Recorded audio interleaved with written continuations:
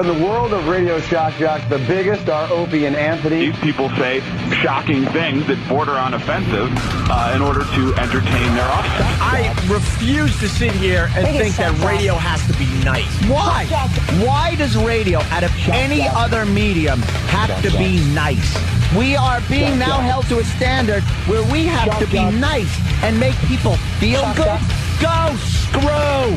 Radio Bad Boys, Opie and Anthony. Controversial radio personalities, Opie and Anthony. Infamous DJs, Opie and Anthony. Talk show radio hosts, Opie and Anthony. Opie and Anthony. Opie and Anthony. Radio Shock Jocks, Opie and Anthony. Opie and Anthony. Shock Jocks, Opie and Anthony. Shock Jocks, Opie and Anthony. Opie and Anthony. Shock Jocks, Opie and Anthony. Opie and Anthony. Shock Jocks, Opie and Anthony. Let's welcome Leslie Nielsen to the Opie and Anthony show. How do you do? We should play drunk or stroke. Okay, stroke. Opie and Anthony. My first time sort of touching a woman, I don't know what words we use. First time you picked a girl's nose, what happened? Her parents come home, so we break it all up, and the dog runs over, and he's just licking my finger. This is where entertainment is going. You're Chris Hansen. I am. Have you seen the show? I thought you were real funny on Opie and Anthony. Oh, you listen to me on Opie and Anthony. Wow. That's a plug you don't really want. Unbelievable. But enough of this palaver. Let's get the show on the road. Welcome to Earth Day. Hi. We celebrate Earth Day every year on the Opie and Anthony show. It's a little different this year because everyone's talking green. Yeah. That's the catchphrase of this Earth Day, is to just go green. Why don't we celebrate Earth Day and we go green? We turn off the electricity and go home. And save a milliwatt. 1 milliwatt. Is that a lot of energy? I don't even know. I don't think I was helping the cause this morning. Like jamming on the gas, getting up to about 100. Then you get behind someone and jamming on the brake, and swerving over and jamming on the gas again. I was bad. I wasn't being green. That's not too nice. We got to save the earth for future generations. Do we? We do. I don't know about that. We do. I don't know about this whole green thing. Everyone going green. I paid $4 a gallon for gas yesterday, first time ever. That's just insane. $4 a gallon. When you're pumping it, you're just like, wow. Look at the numbers of the money go, and look at the gallons go. Whoa. Our economy stinks so much. What happened? Huh? Our economy stinks. What happened? There's a war. Oh. George Bush is still in office. Well, he's doing... George Bush is on Deal or No Deal as all hell's breaking loose in the country. Yeah, I figured I'd be on a TV show. I'm going to support one of the players on the TV show. Oh, you know, God bless that he's supporting one of our fine soldiers that did a lot of duty in Iraq. 3 tours, I believe. Purple Hearts, Brown Stars, I don't know, Aqua, badges, I don't know. Badges. I mean, this guy has done it all, and there's the president of the United States of America on Deal or No Deal, rooting him on as gas goes up to $4 a gallon, basically. Yeah. Oh, my God. They've been paying, what, $4 a gallon, close to that in Europe, right? We're just catching up to the rest of the world finally. I don't know how true that is. We were able to keep gas pretty cheap in this country for a long time, but now we're finally catching up to the rest of the world. Now, Europe used to be way ahead of us with gas prices. Way ahead. What are they paying now? If we're paying $4, they got to be paying $6 or $7. But they use the euro. The euro? Yeah, which is what? Like twice as much as the stupid dollar now? I don't know. Our dollar stinks now. I don't have my conversion chart today. You don't have your money conversion chart? I don't know. It was right in front of you yesterday. It's going to be, I'll say it's equal. It just makes it easier that way. I say 0.4. The euro and the liter, so it's just a very tough conversion process. It really is. Well, they wanted everybody to do that, too. See, Dan, you might even be old enough to remember when they were trying to get us all involved with the meters and the liters. Oh, we couldn't be bothered. You got to learn this because everything is changing over in 2 years. It's going to be the metric system, and you better get used to it. Decades later, we're still using inches and gallons. Yeah. That's how we operate here. That's how we roll. So that was a waste of time in school.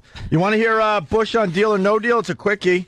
Oh, yeah. All hell breaking loose, and this is what our fine president is up to. Last night on Deal or No Deal. Somebody who's not only done 3 tours of duty in Iraq, serving our country, 2 of which you volunteered to do.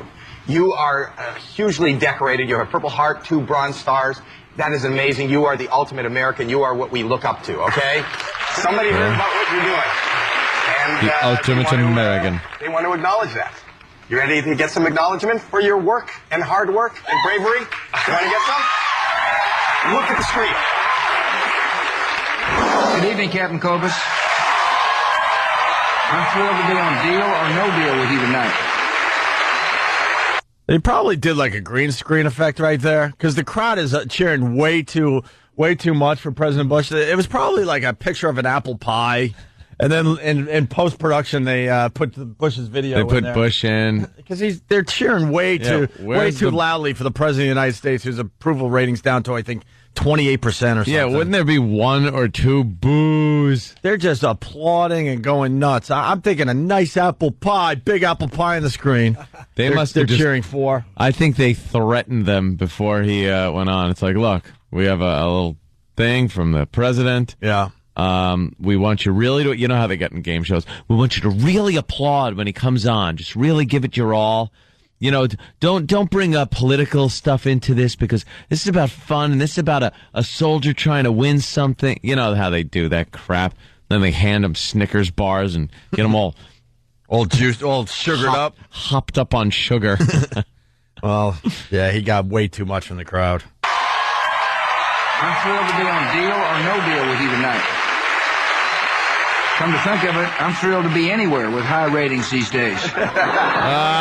Because he's killing a lot of people, and it sucks. That must be it. I don't know if you're free to come to Washington anytime soon, but I have to reach an agreement with Congress on the federal budget. How'd you like to host a $3 trillion deal or no deal? See, because they need money. Thank you for your courageous service in Iraq. You and your fellow men and women in uniform are heroes to all Americans whose freedoms you protect. Laura and I are rooting for you tonight, and good luck. How great is that? A tape message from the President of the United States on Deal or No Deal. And do you think he sat there watching the show, rooting for him? Of course not. Come on, take that other bag. Usually when they have celebrities, it's a interactive thing. They talk to the contestant, but that was just a quick tape message. And Bush probably forgot he even did it. Yeah. He'll read about it in the paper today. Oh, that thing I taped a month ago. I taped that there. Deal or No Deal? What was it? Oh. How'd you like to host a $600 goddamn gazillion dollar Deal or No Deal? Yeah. What? The economy's in the crapper, you idiot. Get off of game shows. A Family Feud, the Bushes and Bin Ladens. Now, that's something I would like to say. Shouldn't he be in the White House signing something that's important? Probably. Whatever. Yeah. We'll get a new schmuck in there soon enough to do absolutely nothing. Yeah. A-hole. President. Useless.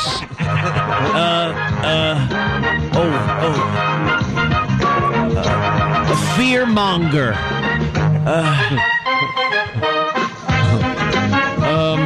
Oh, this is so hard. Can I pass on that one? Pass. Ex-drug addict turned Christian douche. Whore daughters. Jeez. The music is so awful. Oh, isn't that hard? Oh, it's so 1970s.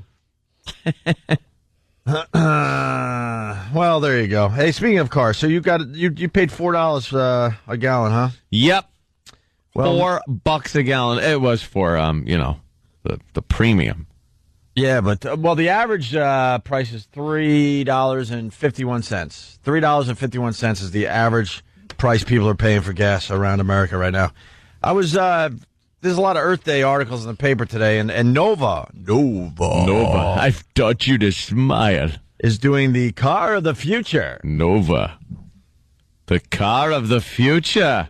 And on tonight's Nova, you'll meet a number of well-meaning people who are working very hard to develop cars that will use less energy and produce less pollution. All right, future dead people. Not only do today's prototypes go farther and faster than their predecessors, but they're being made of composite materials that are stronger and lighter than steel, making this new generation of cars safer and more fuel efficient. That's great. Sounds like our problems are solved, right? Yes. Wrong. Why? Because the car makers and oil companies don't feel like building these cars or converting our filling stations to alternative fuels. In short, we're doomed. Enjoy the show. That's why Earth Day is a bunch of crap, because until corporations get into this whole Earth Day thing, not the fake way they do it, like, okay, we'll do a little green thing on the side here. Just a little to kind of show that we care. Mm-hmm. But when they have to, like, really take the ball and run with it with this Earth Day. They have to make massive changes with what they're doing. Yeah. It's a crock of crap until that happens. You know, you'll see kids all over America today cleaning up their schoolyard and doing little things like that, and people will be wearing green shirts. It means nothing in the end until, the corporations get involved. And that ain't happening anytime soon because it costs money. Because it costs money. Money. The corporations, man. Yeah, but I'm not going to buy into the whole crap. No, of course not. We can make better cars. There's a reason why we're not. It costs way too much money to turn the factories into electric car freaking making factories. And we as Americans enjoy our automobiles. Yeah. We like power. We like speed. Did you just hear what I read? They said we can make better cars that are faster. Not like something. You're still thinking hybrid. I'm with you. The first generation of hybrids, very faggy. They're not manly. They look stupid. They sound stupid. But if we go all in and really start making these electric cars, I think you get. I think you would get some kick-ass freaking cars, dude. First of all, an electric car doesn't sound like an internal combustion engine with headers and a supercharger on it. We like vroom vroom. You bought into the myth. What? That's not a myth. That's history. You also liked your first computer when it came out. Dude, people have been in love. Look what computers are doing right now. People have been in love with the big V8 engine and the sound it makes for years. I'm just saying the technology hasn't changed in so many years. It would be really interesting if we went all in. What kind of technology and cool-looking stuff we would be able to drive around in. That's all. I'll race you. I can't argue with that. That sounds awful. All right, the light's turning green. Dude, I kicked your ass. We have the technology to make vroom vroom sounds. You're talking about like putting an MP3 file under the hood and some speakers. Look, man, there was also a time we liked 8-track tapes. I mean, let's get, it's the same technology. That's all I'm saying. Yeah, but we enjoy that. That is the only industry we do not try to make major advances in. It's the only technology. You liked your first computer. You liked your Walkman. You liked your Discman. It's so different. I don't think so. We've improved on the internal combustion engine.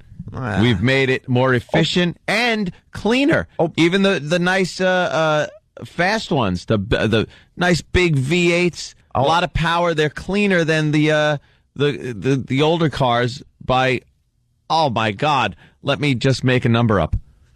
A lot. What I'm getting at, you open the hood of a car in the 80s, open up a hood in a current car, there's not much difference going on in the end. There really isn't. I can't see the engine when you open the hood these days. What you have nowadays, you got a nice GPS system, you got a nice little jack for your iPod, you got a little satellite radio. That's about it. When you step on the gas, see, you're not that kind of guy though. Dude, when you step on the gas and your real wheels spin and you hear wah and you hear the hum of a supercharger, the whine of a supercharger, people like that. That's why they're buying these cars. They're putting out cars now like the Challengers coming out.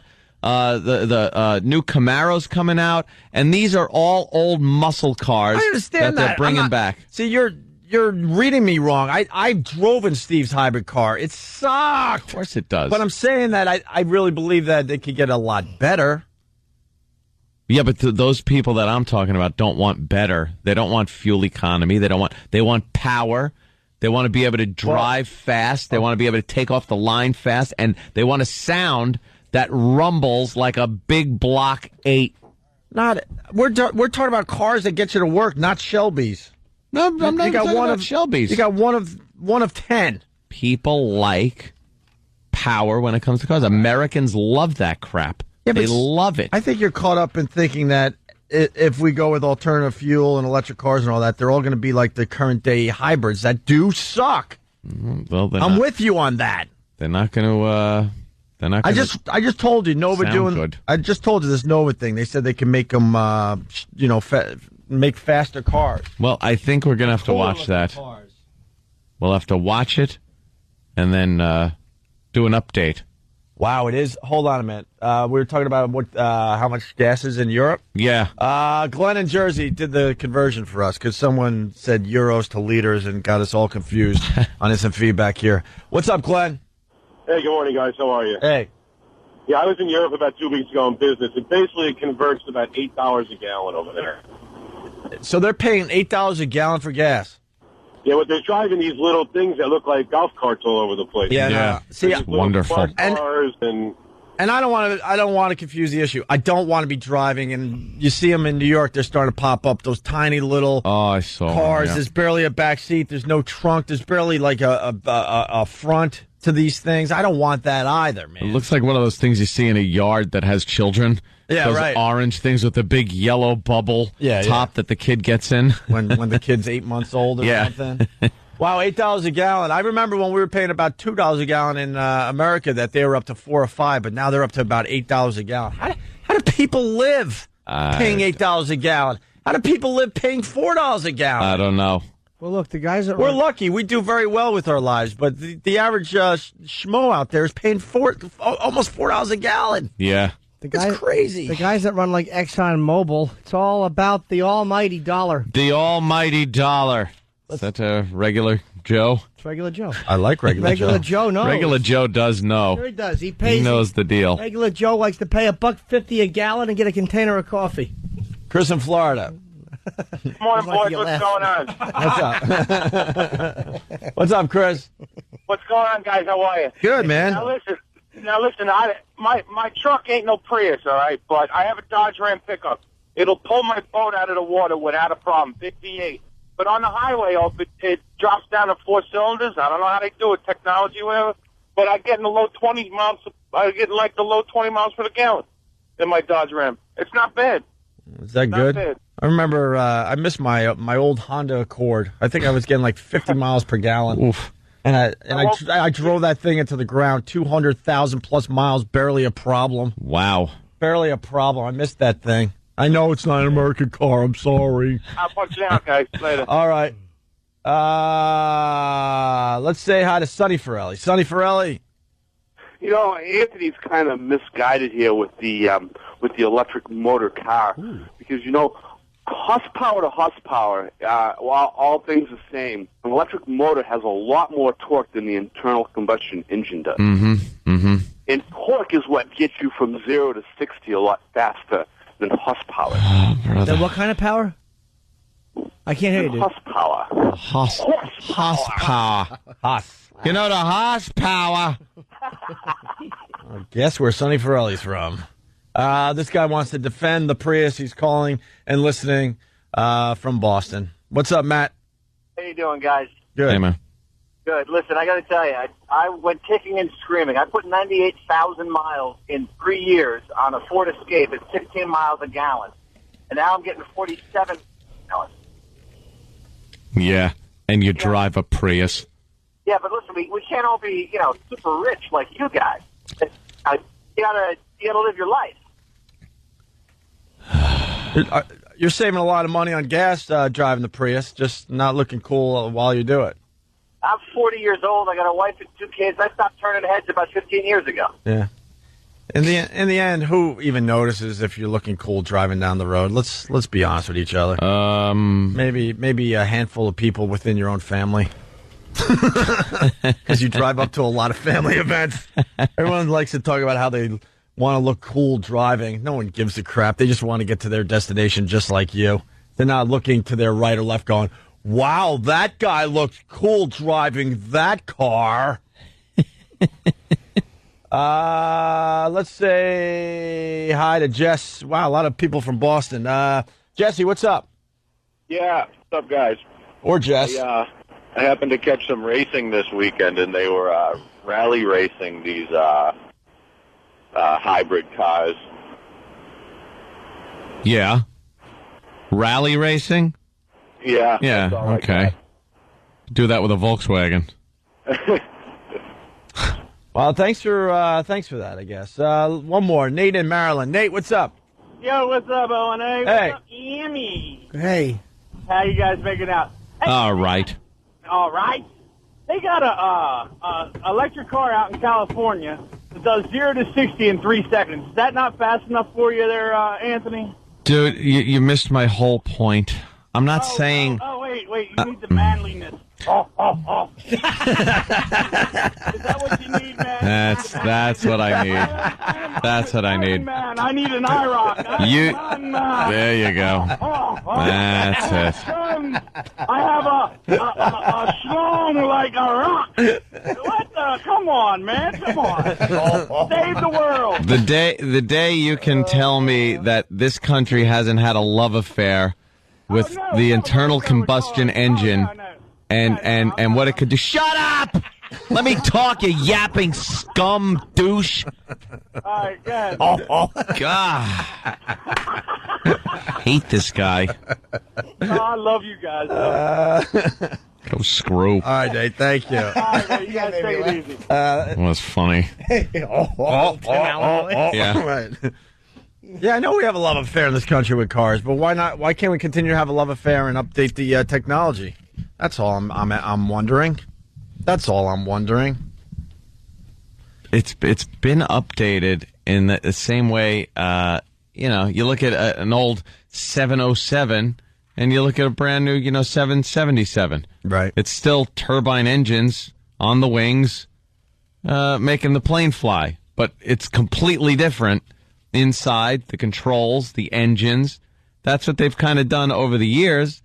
Yeah, you could get better gas mileage with other things, but we as Americans, not even maybe for the most part, but a hell of a lot of guys like their internal combustion engines. They like working on them. Yeah, but they don't like paying $4 a gallon. Yeah, I know. That's what I'm getting at. That's the bitch part of it. I wouldn't even be yelling and screaming if gas was still $2 a gallon. Who gives a crap? So get the price of gas down.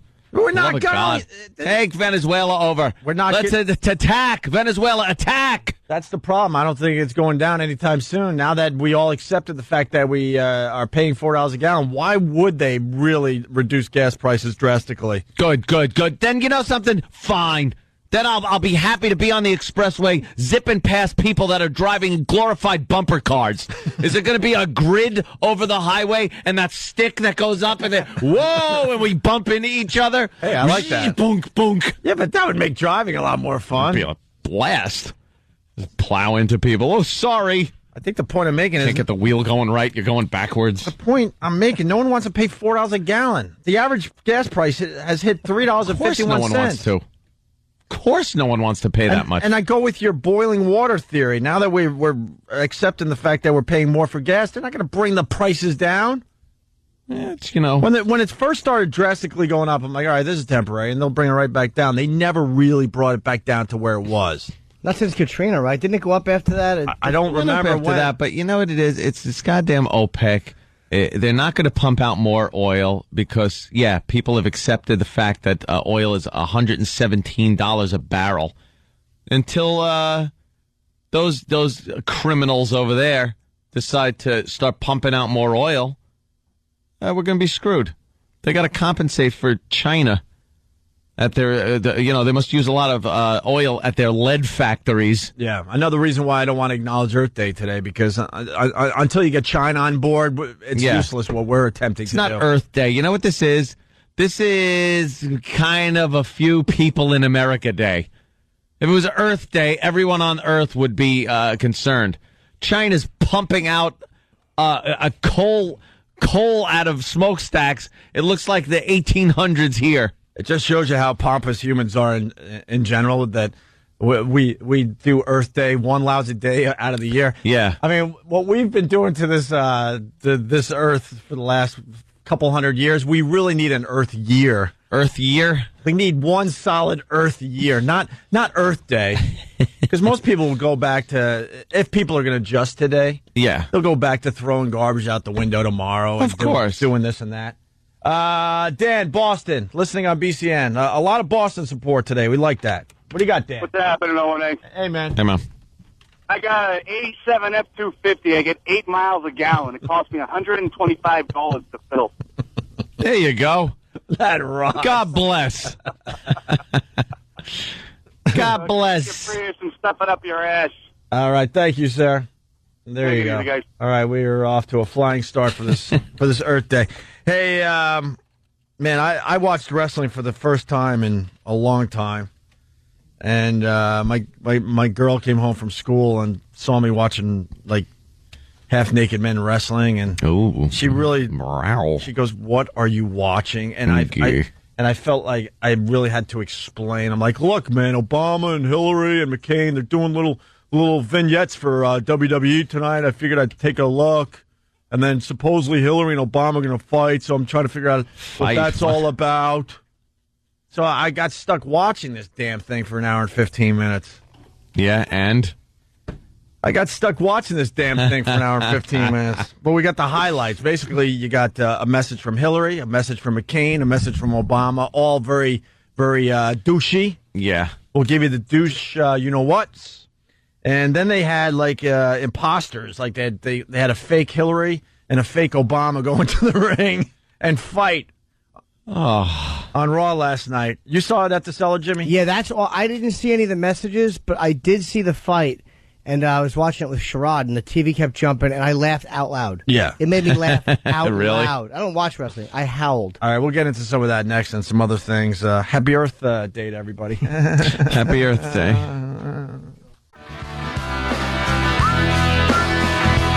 You're checking out the Opie and Anthony Show. Lots of instant feedback coming in. Vince from Bayonne, he writes, "Today's not Earth Day. It's my son's 18th birthday, damn it. Time for banging whores." 18? That's a cool father right there.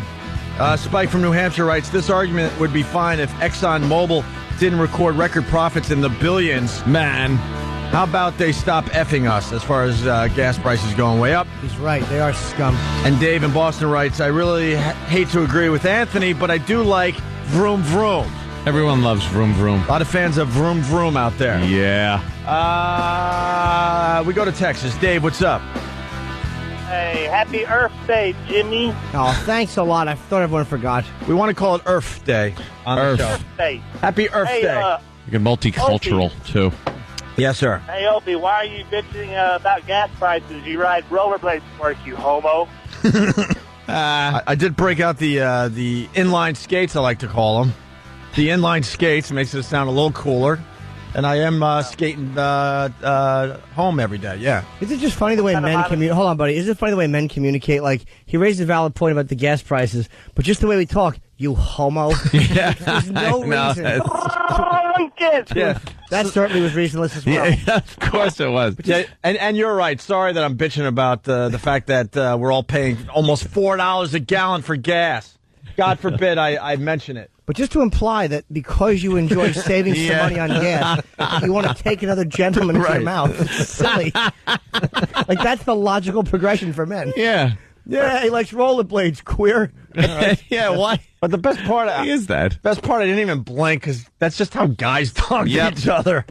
Just got to bring it to the homo stage, no matter what you're talking about. That's it. Yep. Mike in Smithtown, what's up? Hey, I'm working, Mike. How you doing, guys? Hey, Mikey. No one realizes this is a terrorist attack on us. They're hitting us in our pockets. Who do you think OPEC works for? They're raising the prices to hit us in the pockets. And you call the White House, no one is answering the phones. Don't call the White House, sir. Well, I think you're being a little bit melodramatic, but it is disgusting. I'm not. Okay, you win.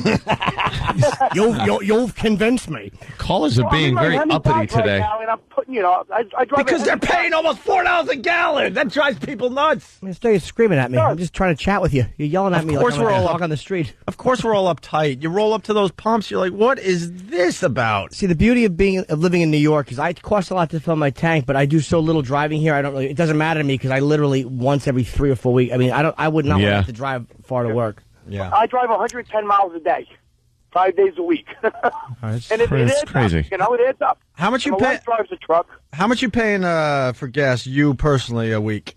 Would you say? Me? Yeah. Me? I just put 15 yesterday. I got to put another 16 today. Wow. So you figure under $200, give or take. About $200 my wife a has week. an Envoy. My wife has an Envoy. That used to be a car payment, by the way. Yeah, $200 used to be a nice car payment. A nice car payment. I'm just under 300 on the Dodge, but my wife is 300 on her. I have a good job. I'm an iron worker, but it adds up. It adds up. Yeah, exactly. Just the fact that you know that ExxonMobil could, again, they have to make money. It's a corporation, but the fact that they're just such bloodsuckers, man. They really are just the elite. They are absolute bloodsuckers. And I think that you're losing a lot of the vroom vroom guys out there, Anthony. I think a lot of the vroom vroom guys wouldn't mind driving up if it's a lot less money a week. Let me also fill you in on where a lot of that money goes when you pay $4 a gallon for gas. Yeah. Taxes. Take the goddamn taxes off of gas and it's cheap. Believe me. It's another way that the man is soaking us. Yeah. I mean, I understand, sure, gas is expensive, but the taxes on gasoline, oof. Enough with the taxes, enough with the $4 a gallon.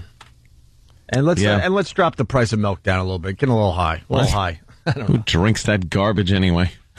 Oh, I forgot. It's healthy stuff. I like healthy stuff. I'm sorry I don't like healthy this stuff. No, I like healthy stuff. I really do. I just don't like that mucusy. Actually, I don't drink viscous, milky crap. I could drink like 1% at this point. Yeah. You get a glass of whole milk. Ugh. Lactose fat free. There you go. Lactate. It's all I can Skim do. Plus, Jimmy. Skim Plus. I don't play with Skim Plus. What am I, a fat pig? I like Lactate. What are you, a homo? What are you, a homo? Yeah. No, I don't throw it in my face. I drink it. Whole milk right on the back. When I crawl up the stairs crying and ashamed. It just feels right. What do you like to drink? Lactate. Milk really makes me go, fag! No. It all depends on what you drink it out of. Yeah. I had a drink like half and half one day, and you could just hear like what it will do to my throat. Oh, it's viscous. Hey, let's say hi to Jess or Jesse from Philly. What's up? Opie, yeah. Why? Hi. Why? Why what? Monday. Well, you're screwing the Flyers, buddy. I thought you liked them. You're first. Well, my you're little. A nudge. Well, why don't we talk at the same time? What were we gonna say? You're a nudge. Why would you say it? Well, I'm marrying someone from Philly, so I figured I would take a peek at the Flyers and give them a little help. The sport. Marrying someone on the Flyers? What? I said from Philly. Oh. That would have been big news. You would have been a homo. Yeah. And a traitor. Which is worse. All right. Well, I might have rooted the Flyers and the Bruins on yesterday. Yeah, you really did. And oopsie. This sports curse has got to be the weirdest thing ever. Just out of the blue, I'm like, Bruins, let's go. Yep. They get shut out last night, 5-0? Yeah. And then the Flyers lost, and now there's a Game 7 for the Flyers. Unbelievable. The Travis's stupid Canadians moving on. F you and your Canadians. F They're not you, his F Canadians, the Rangers, by the way. And F the Canadians. His wife's Canadians. He's just, he's so whipped. True. He just goes along with it. Let's say hi to Dave in Boston. Dave, what's up? Hey, Opie, I just wanted to thank you. This is actually from all the Boston fans for cursing the Bruins. I just wanted them to win. Then people get mad at me. You did the same thing with the Patriots. Yeah, I kind of did. I was rooting for them all year long, and you saw how that worked out. Go Pats go is what you were saying. All season long. Do you understand that couldn't have been a bigger heartbreaker? Oh. It couldn't have been. It's probably the biggest heartbreak in sports history. When you were rooting for them week after... Just pretend the Celtics don't exist. Don't say the Celtics at all. I kind of like the Cleveland Cavaliers, to be honest with you. I like what LeBron James is doing these days. What were you saying, Ed? Well, when you said week after week about the Pats, go Pats go, and week after week they were winning, and people were saying, well, the sports curse must be over. Gotta be. It was just being saved up for the ultimate heartbreak. It had to hurt. Yeah, it had to really hurt. So it was firmly in place. And then yesterday it happened again, just a little casual, little quickie. We were talking hockey with Travis. Because his wife is a huge hockey fan, and Travis likes to wear dresses and watch the Food Network. What's going on with What happened? What's going on with her? She's probably pregnant or something. Do you think? What's going on? You see that underneath? I don't mind a little seed belly. She's pregnant. Something going on with Jill's pregnant. Jill Nicolini. Are you announcing Jill Nicolini's pregnant? Yeah, Jill Nicolini's pregnant. She knocked up? Huh? She knocked up? Because she looks bigger up top. And she's got something going on with the her little belly. Her feeders are starting to grow. You like that when a girl's pregnant, right? That's your thing for you? Feeders. It's Do you think it's sexy? It's an animalistic turn on. Animalistic. Yeah. In a way. I don't look at it like, wow, look at the belly on her. It's like more of a internal thing. Feeders. Oh no, I was just going for a line. No, I know that, but that's just. I was just going for a line. The only thing I think of when I see a pregnant woman is lacing up the old Doc Martens. Of course. Finding a wheelchair, a staircase, and some electrical cord. Hey, old hag. It can be sexy, like the concept of it more than actually doing it. But I kind of like the idea sometimes of fattening somebody up a little. Yeah? Plump them up a bit, yeah. Oh. Get them all plumped. I kind of like can be really hot. Like there is something that nature builds in, that the idea of making somebody pregnant can be, it is animal. It makes you want to grind your teeth. Yeah? Bite them. Yeah, but not in a nasty way, in a dirty way. I like doing everything up to the point of conception. Just right before the old sperm swims into that egg and it starts divvying up into a burden. Everything right up to that point, fantastic. You don't like when it starts to divvy up? All right, Mo Howard haircut here, big tongue here, big let's put tongue. it together. 20-year lifespan. All right, IQ, stay over there. No need for you. You'll never get any bigger. Let's say hi. Right. Fingernail here. We'll use you as a brain. All right. Let's go to Ron in New York. The need to Photoshop every picture here. Ron, what's up? Ronnie. Hey there, Ron. What's going on? It's Rob. What's going on? Rob, whatever. We care. Listen, I was just calling to comment about that milk price there. The what? I was just calling to comment about, you said they should lower the price of milk. These farmers are starving to death themselves. Yeah, they can't afford bread. Let them eat cake. What was that? Jimmy? Go ahead. I agree with what you guys are saying. I didn't even hear the line. You laughed halfway through it. What did he say? He's just quoting Marie Antoinette. Marie Antoinette out of nowhere. I've been up for 48 hours. I have insomnia. I'm just giggling. You are goofy. Historical quotes here on the O&A show. It's Historical Quote Tuesday. Hey, Ron, we're just kind of making a joke that milk price is a little high. I don't think anyone notices that the price of milk is a bit high. No, but Ron, you make a good point. You say if they drop the price of milk, the farmers are going to have problems? They're having well, problems. too bad, isn't it? Why are they starving? They're farmers. There's food out their door. Exactly. Eat a cow. Yeah, have a cow patty in worst case. Grab a stalk of corn. You can make a joke about it, Jimmy, but when you do it your whole life, now I'm a truck driver myself, but my family. Well, how do you know about farming? I know about farming. We were raised on a farm. I was raised on an apple orchard. Yeah, you're an apple. Yeah. Jimmy, go take a nap. Like, that couch is waiting for you. Watch an apple orchard. Go rest your head for a little while. It's all Jimmy had when he was growing up. That's right. I would just think of starving people, and I'd hit apples with bats.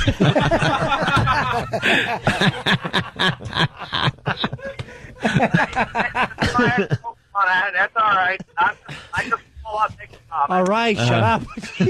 All right. Really? Yeah, you're like the grain report guy from Trading Places. We get it. Crop reports coming in.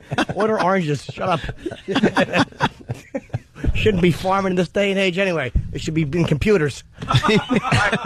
Farmers are queer. You don't need farmers. Oh, really?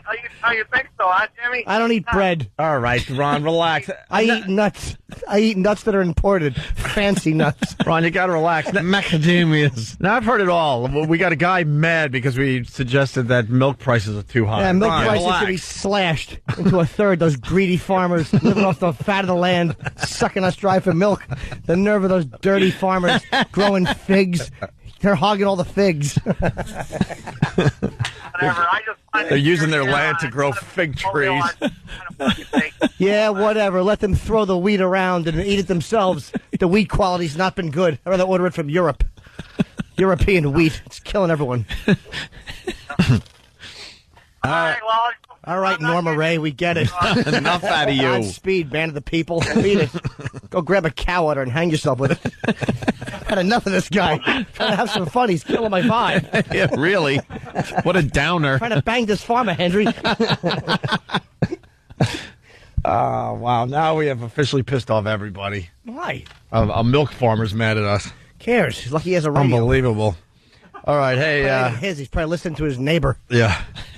We got some great Hillary and Obama stuff we're going to get into next. The WWE is all over the news today because they really exploited the fact that the primary is today in Pennsylvania. Yes, very important primary. They had a fake Hillary, a fake Obama wrestling. They had the real Hillary, the real Obama giving messages to the WWE crowd. Was it How does that pre-recorded, help? of course? Pre-recorded, and I'm wondering how the hell does that help their cause? The real ones did it? I didn't hear the real audio. ones did it in between matches. We got their Put audio. it this way, if they're going for the Pennsylvania primary here, and it's very important, I think getting on the wrestling bandwagon was probably a good idea. You think? Yeah.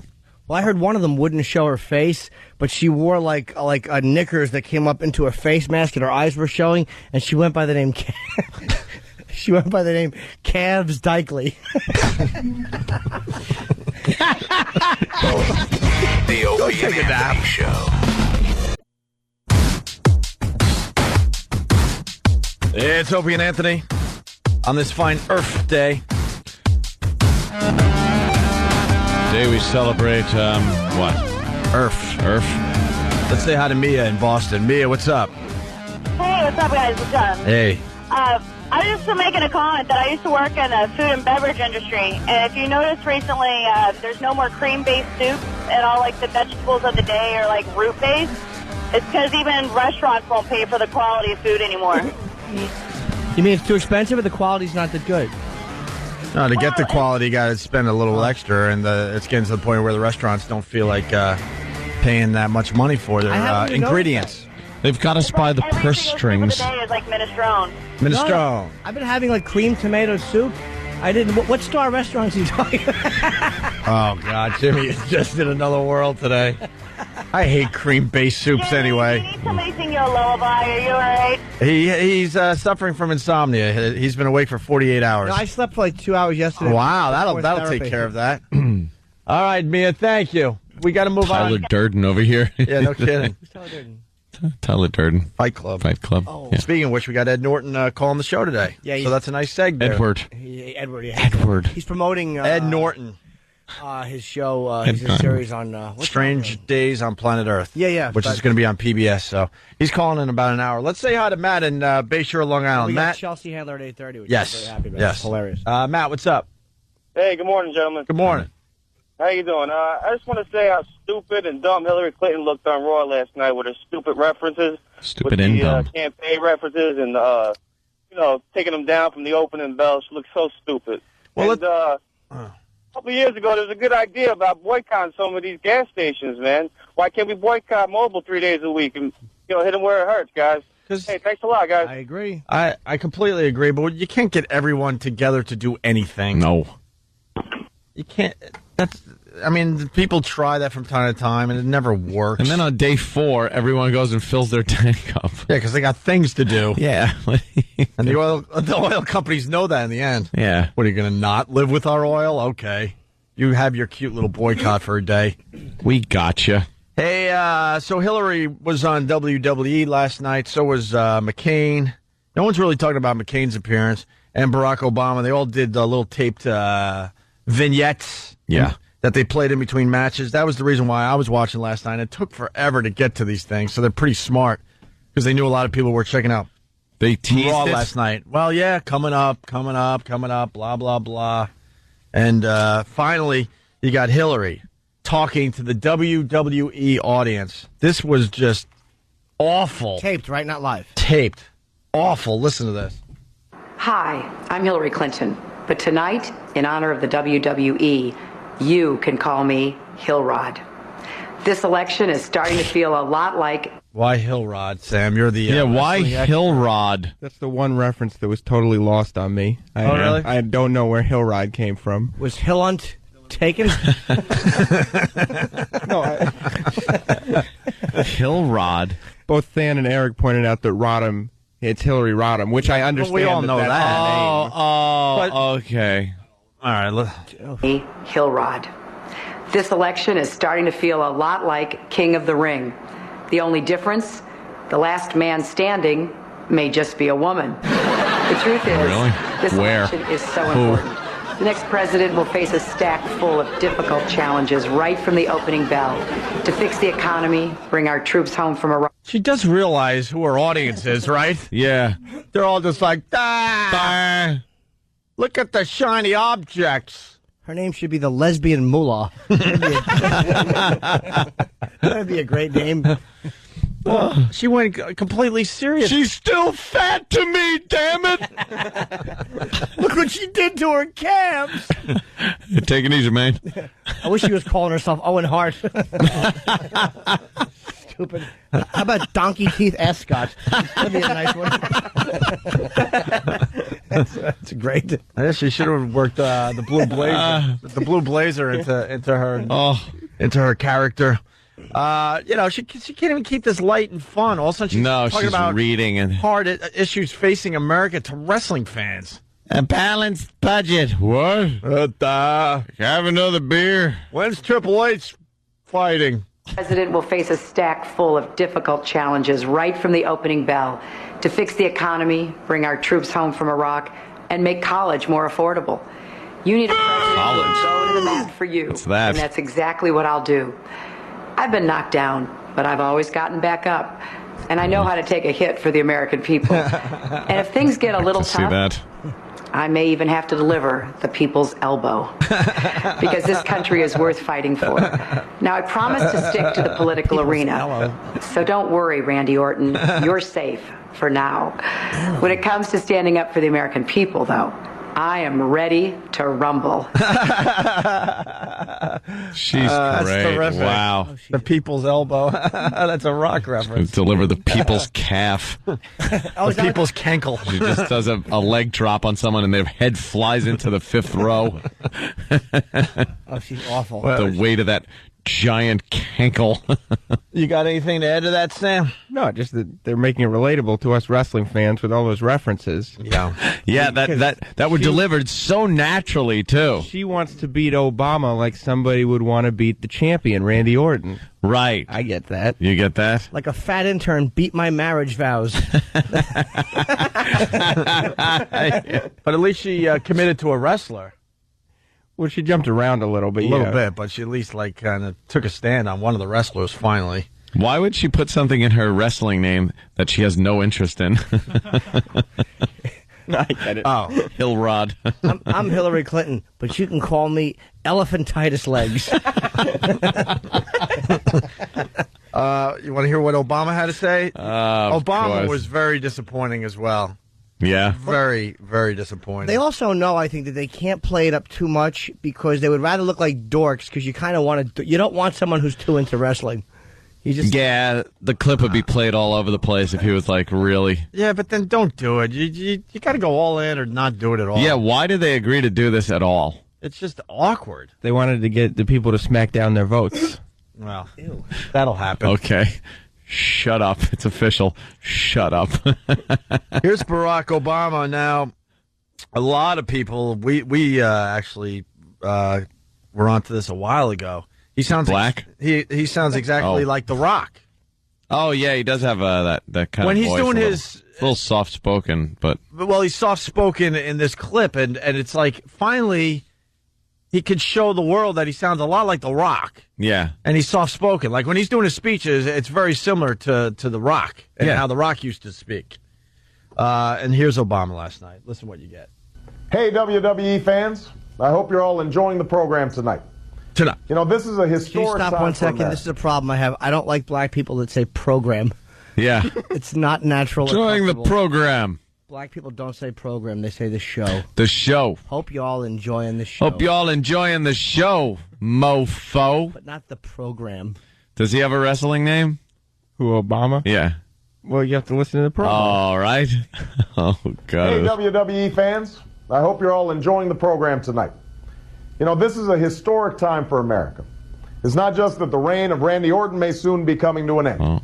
It's that at this moment, in this election, we have a chance to finally end business as usual in Washington. For a long time now, we've had a politics where our leaders go after each other like they're competing to become king of the ring instead of coming together to provide universal health care, fix our economy, solve our other problems. That's what I'm running for president to change. So to the special interests who've been setting the agenda in Washington for too long, and to all the forces of division and distraction that have stopped us from making progress for the American people, I've got one question. Do you smell what Barack is cooking?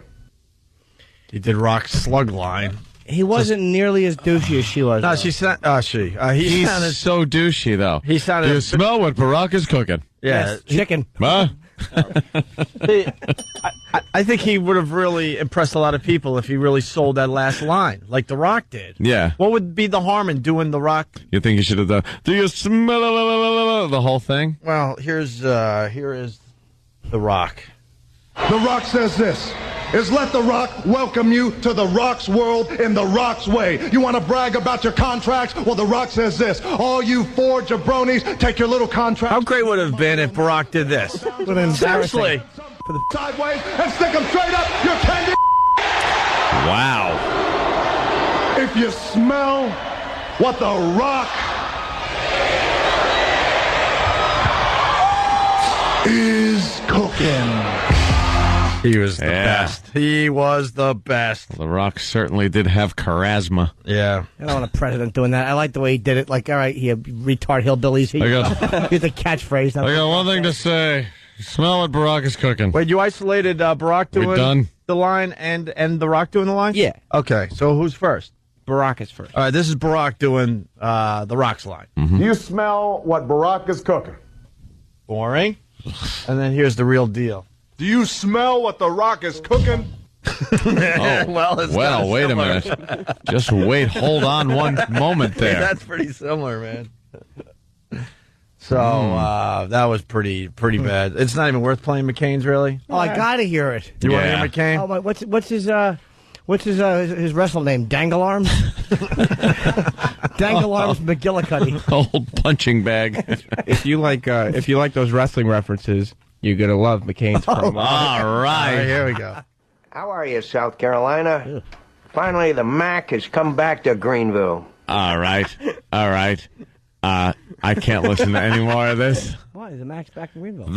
Finally, the Mac has come back to Hanoi. Oh wait, where are we? Oh boy, do the choices suck this time around. Wow. When it comes down to it, we're in trouble. We vote for a different wrestler now that they've been on here. I'm John McCain, but you can call me Charlie Killer. To Greenville. Looks like Hillary Clinton and Barack Obama want to settle their differences in the ring. Well, that's fine with me. But let me tell you, if you want to be the man, you have to beat the man. Come November, silly it'll with a be rifle game butt. over. And what you gonna See a head do come when apart John like that? McCain and all his McCaniacs run wild on you? McCaniacs. McCaniacs. I say, let's do the whole village. Yeah, she's laughing at you. That's how the first lady laughs.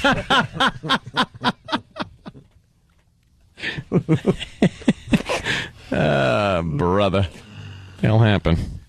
Stephen S. from Bayshore, how can you wrestle when your wrists and shoulders are at the same point? Or what? How can you... sorry, Steve, I effed it up. When John McCain and all his McCainiacs run wild on you. You want to pull out of Iraq? Well, I say no surrender. America can win the war against terror. I'm going to introduce Osama bin Laden to the Undertaker. Oh, I get it. Oh, good Lord. You might as well. Our economy's already met the Undertaker. Good point, Jim. Canada's laughing at us today. Let's let him have his moment. What happened? Donovan from Canada. What's up, Donovan? Hey, boys, how's it going? Good. How is it in a great country like the U.S., 350 million people, you have 3 tools go on a wrestling show to be president? What? Later, Jimmy. You're on. You are so lucky to have us to your south. You're so lucky, even though we have 3 tools that are trying to be president that are on wrestling. He's absolutely right. On the Mac. Well, McCain continued. You want to raise taxes? Well, I want a smaller government and bigger individuals. You see, my friends, I believe that America is the greatest nation in the world. And Americans don't watch wrestling because we're bitter. We watch WWE because wrestling is about celebrating our freedom. It's about fighting to be the very best. So, can you smell what the Mac is cooking? Let me give you a little straight talk, WWE fans. Not Egg Foo Young. You might need a ticket to the Fatal 4 next weekend, but you don't need a ticket to the cage match in November. All you have to do is get out there and vote. You decide the champion. You make the difference. And that's the bottom line, because John McCain said so.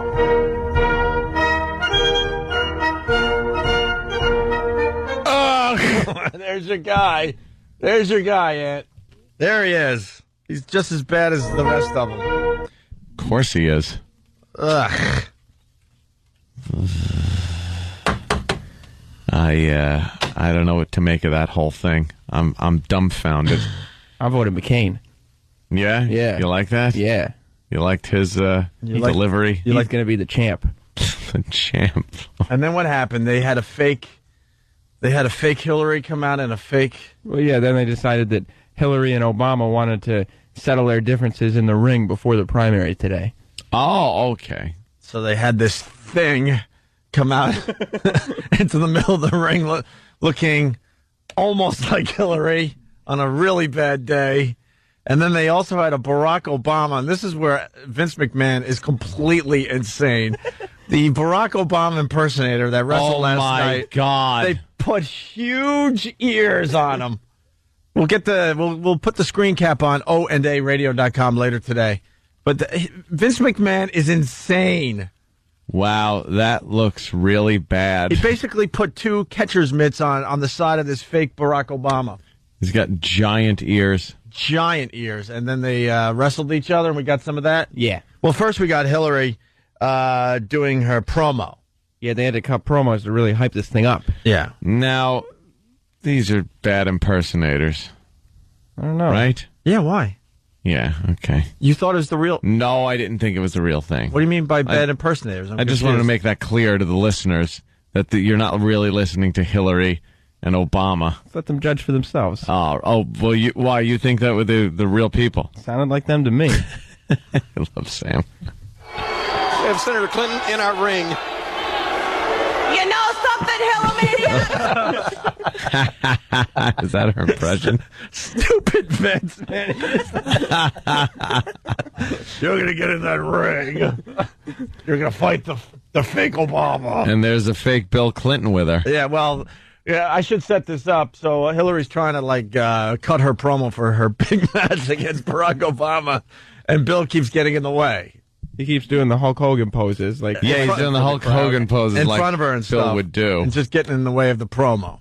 We have Senator Clinton in our ring. You know something, Hillomaniac? This election means many things to many people. Move over, Bill. I'm sorry. When you talk about change, you need someone with the experience to make changes happen. And stop it right now. Stop Honey, it. I'm just trying to help you. I'm stay only trying to help. No. Can't I stay help, right please, here. honey? No. You know I love you. You stay right can help. here. No, I'm telling you. Please let me help, honey. I don't need your help. This is my time. You have it? What is Vince doing? What is Vince doing? He's lost his mind. Let's go to Grady in Queens. Grady. Yo, what's up, gentlemen? Hey. Hey. I heard they're supposed to have McCain in a bamboo cage match, so you guys should look forward to that one. Not bad. Not bad, right? Okay. Can I get the breaks on that one? Yeah. No, it was a good line actually. All right, I'm glad. Usually, let's say hi to Jake in Jersey. Jake. Hey, what's up? I don't know if you guys caught the reference with McCain talking about being in a cage match, so I think he has a good chance to pulling this. Wait, what? McCain, if you listen to his promo, he talks about being in a cage match come November. Oh, he did say that. Well, he okay, I got you now. yeah. Was it in a wrestling connotation, sir? Context? Well, it would be funny if Angry Vince would suggest a McCain bamboo match, bamboo cage match with McCain. You're going to be putting a bamboo cage in a river with rats. That's right, rats. It'll be a tag team match, but your tag team partners are going to be in a bamboo hut playing Russian roulette. That's right, Russian roulette. It's a cling from the helicopter pontoon match. You fall into the water and break your legs. Go home in a wheelchair. That's right, you're going to be in a wheelchair. Are you suggesting a wheelchair match? I'm talking a wheelchair match. Yeah. First, you got to get out of the bamboo cage. Yes, the vote hunter. Yeah, a vote hunter match. So you got a match for Barack Obama, sir? Barack Obama? Yeah. Yeah, I got a match for him. Right. I'm going to put some big ears on him. It's going to look hysterical. People aren't going to call me racist. I sure made him look like a storybook character that you read to children.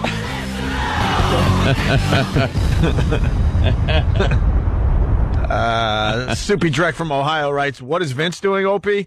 This is the guy who had an old woman give birth to a hand. A hand. Yeah, exactly. You're right. Hillary finishes her promo before her big match with Obama. I just got one thing to say to my friends in Pennsylvania.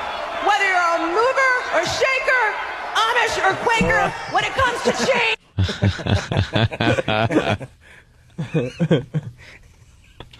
Oh, boy. Whether you're a mover or shaker... Whether you're smaller or bigger... When it comes to change, what you gonna do? What you gonna do when Hillary Clinton and her superdelegates run wild on you? Wow. The superdelegates. I don't even know what the hell she's talking about. The king was loving this whole thing. Oh, of course he was. Why wouldn't he? Cracking him up. Obama comes out wearing giant fake ears and introduces himself to the WWE crowd. He's not president. He can work in Hollywood as... He's saying, just bring it. He can be double stunt double. Finally, Barack has come back to South Carolina. Oh, my God. This is so bad. Oh. This is painful. Now, you two Rudy Poo jabronis actually think that you can change Washington? Is that what you think? I'll handle this one, honey.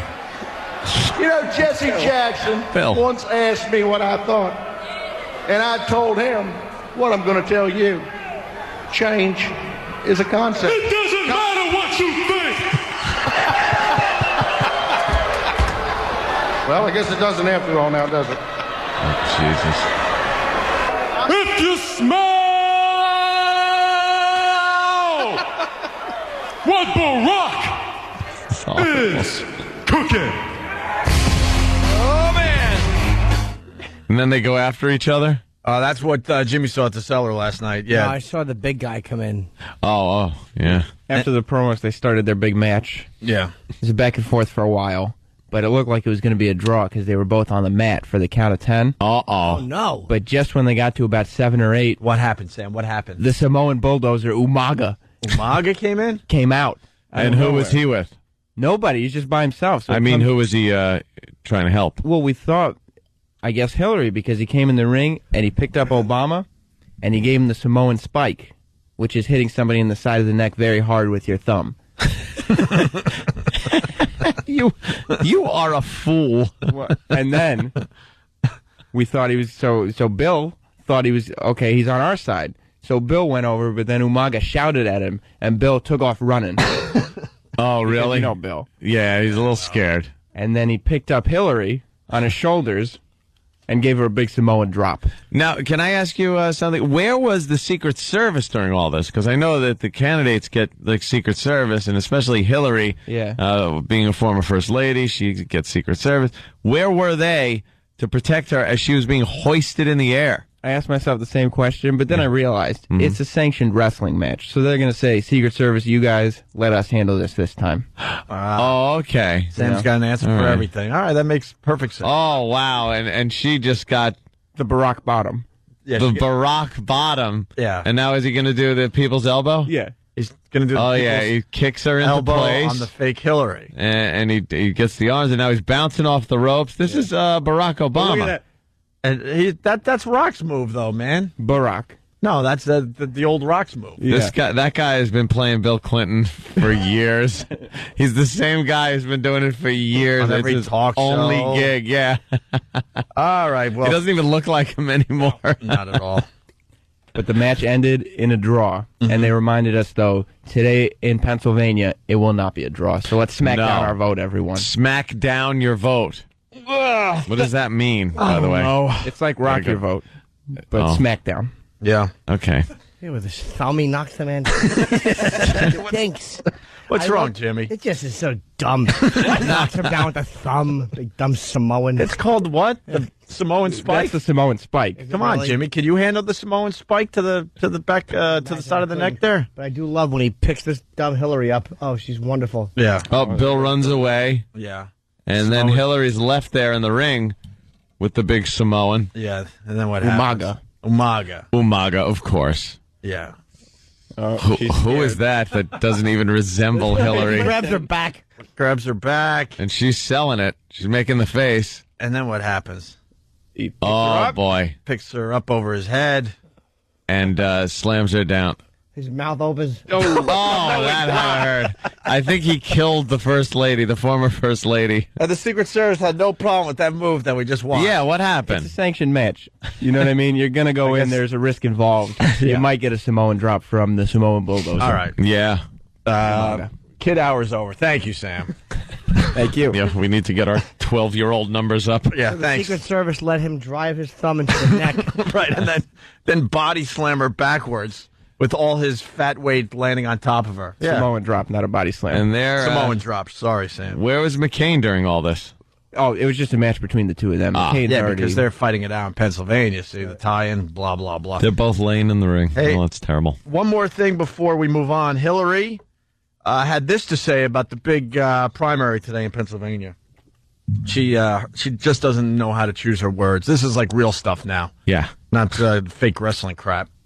The stakes couldn't be higher, especially for Hillary Clinton. She's behind in votes, states, delegates, and fundraising. Her campaign's in debt. Her once double-digit lead has been cut in half. Both campaigns are going for the jugular in their most recent ads. Obama says he has taken his opponent's repeated jabs. Now he's merely responding. For her part, Clinton is airing this ad, which makes use of Osama bin Laden's picture. Harry Truman said it best. If you can't stand the heat, get out of the kitchen. I am very comfortable in that kitchen making those decisions and standing up for you.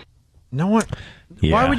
Why would you use kitchen? As the first woman candidate that's a viable candidate, maybe she shouldn't go with the in the kitchen line. That's what scares a lot of potential voters.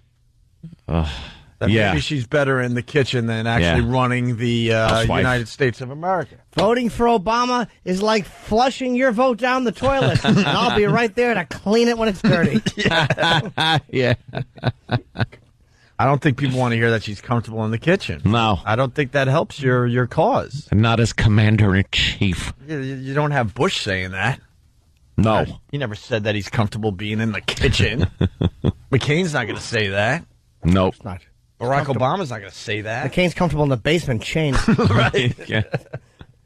He can't lift a pot off the stove. Not comfy in the kitchen. Comfortable in the pantry.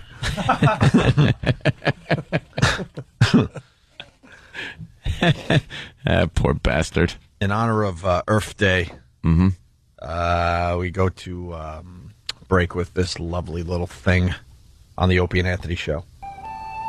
In honor of Earth Day, the Opie and Anthony Show has set out on several Earth Day initiatives. Little projects to make the world a better, greener place for generations to come. In this edition, the Opie and Anthony Show will slash and burn hundreds of acres of isolated South American rainforest and replace those tired old trees with shiny new plastic trees that never need to be watered and will look beautiful for centuries. Stay tuned for more Earth Day initiatives from the Opie and Anthony Show.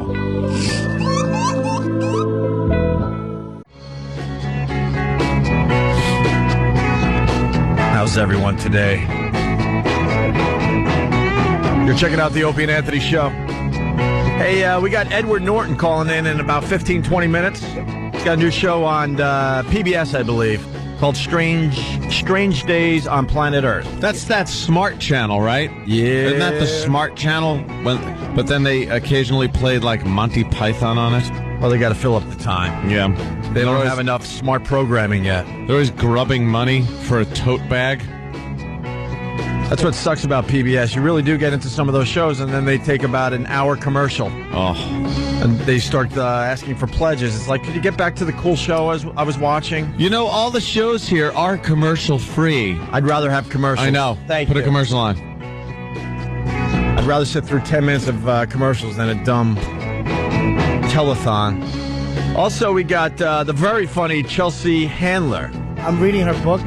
It's called Are You There, Vodka? It's Me, Chelsea. And it just kind of made me laugh out loud. She's a really good writer.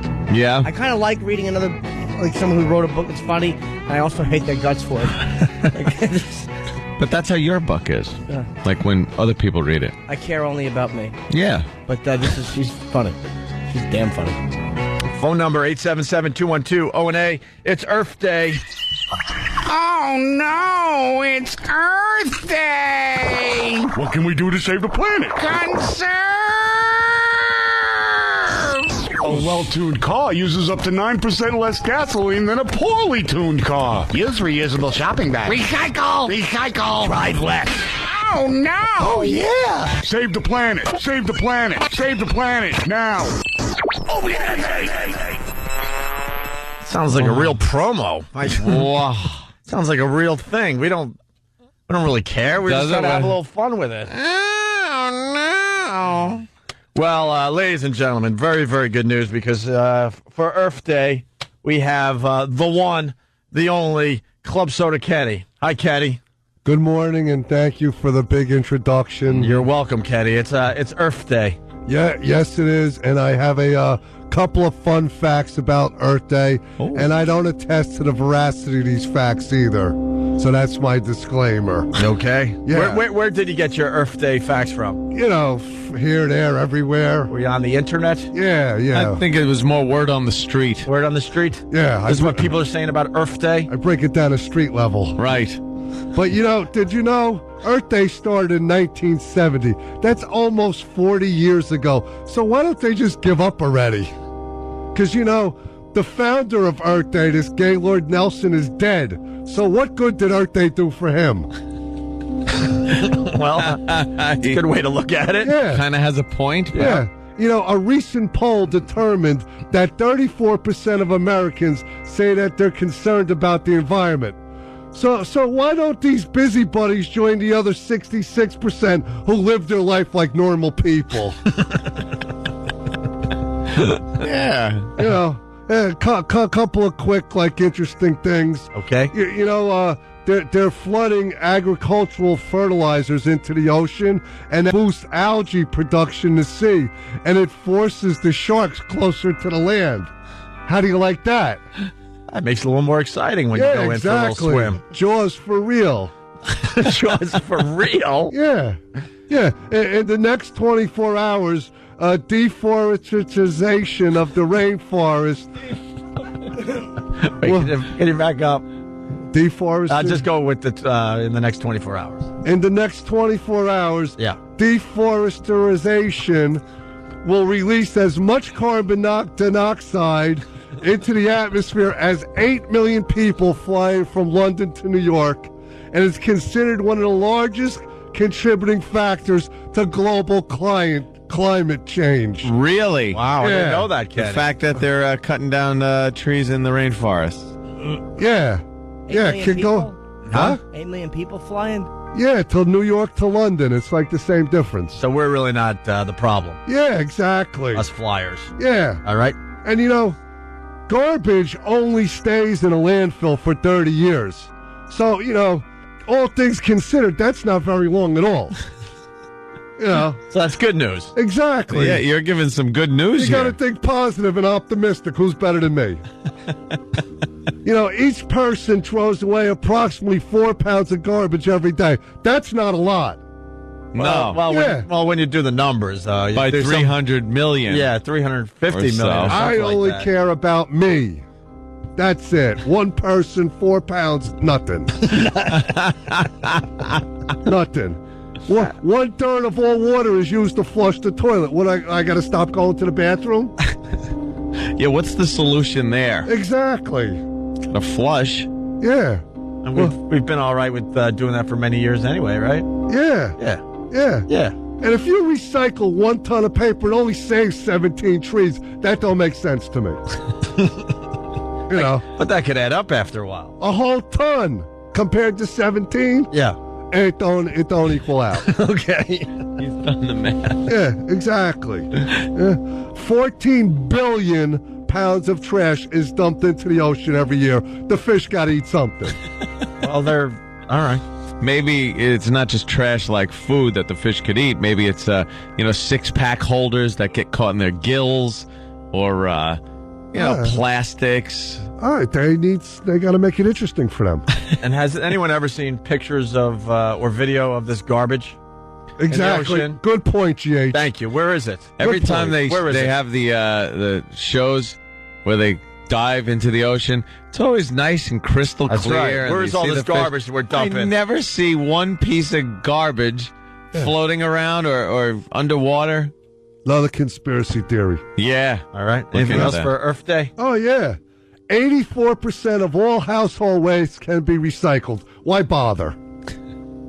Computers pose an environmental threat because much of the material that makes them up is hazardous. A typical monitor contains 4 to 5 pounds of lead. Wow. Yeah. Oh, I thought we were saving on paper by having computers. Now we got a new problem. Yeah, see, everything's bad for you no matter what. That's my point. And that's probably an old CRT monitor, I'm thinking. I don't know, Anthony. Yeah. Yeah, of course you I don't know. Of course you don't know. I got a million other facts, but I don't want to bore you to death. How about one more, Kenny? Wrap up your Earth Day commentary with one more. All right. Let me find a good one here. Oh, you didn't have one. No, you threw me for a loop now. Oh, really? Threw him for a loop. Yeah. Throw you out the window. Yeah. Here. Some idiot wrote this. Ivory comes from dead elephants, so don't buy it. Fur coats often come from endangered animals, so don't buy them. Mm-hmm. It's Earth Day. What do they care about the animals? You're supposed to care about the Earth. We're top of the food chain. Well, we can do whatever we want, right? They're part of the Earth. Yeah. Someone's suggesting we should call this Oof Day. And if the elephant's Oof Day. Yeah. If the elephant's dead, he doesn't need his tusks, right? Yeah, he's an elephant. Yeah, but don't you want to look at elephants? They never forget. Like this segment, people will never forget it. All right, people. Thank you and happy Earth Day. All right. Thank you, Kenny. Little Earth Day. Steve from Bayshore writes, Kenny's been breathing in too much moron dioxide. Correct.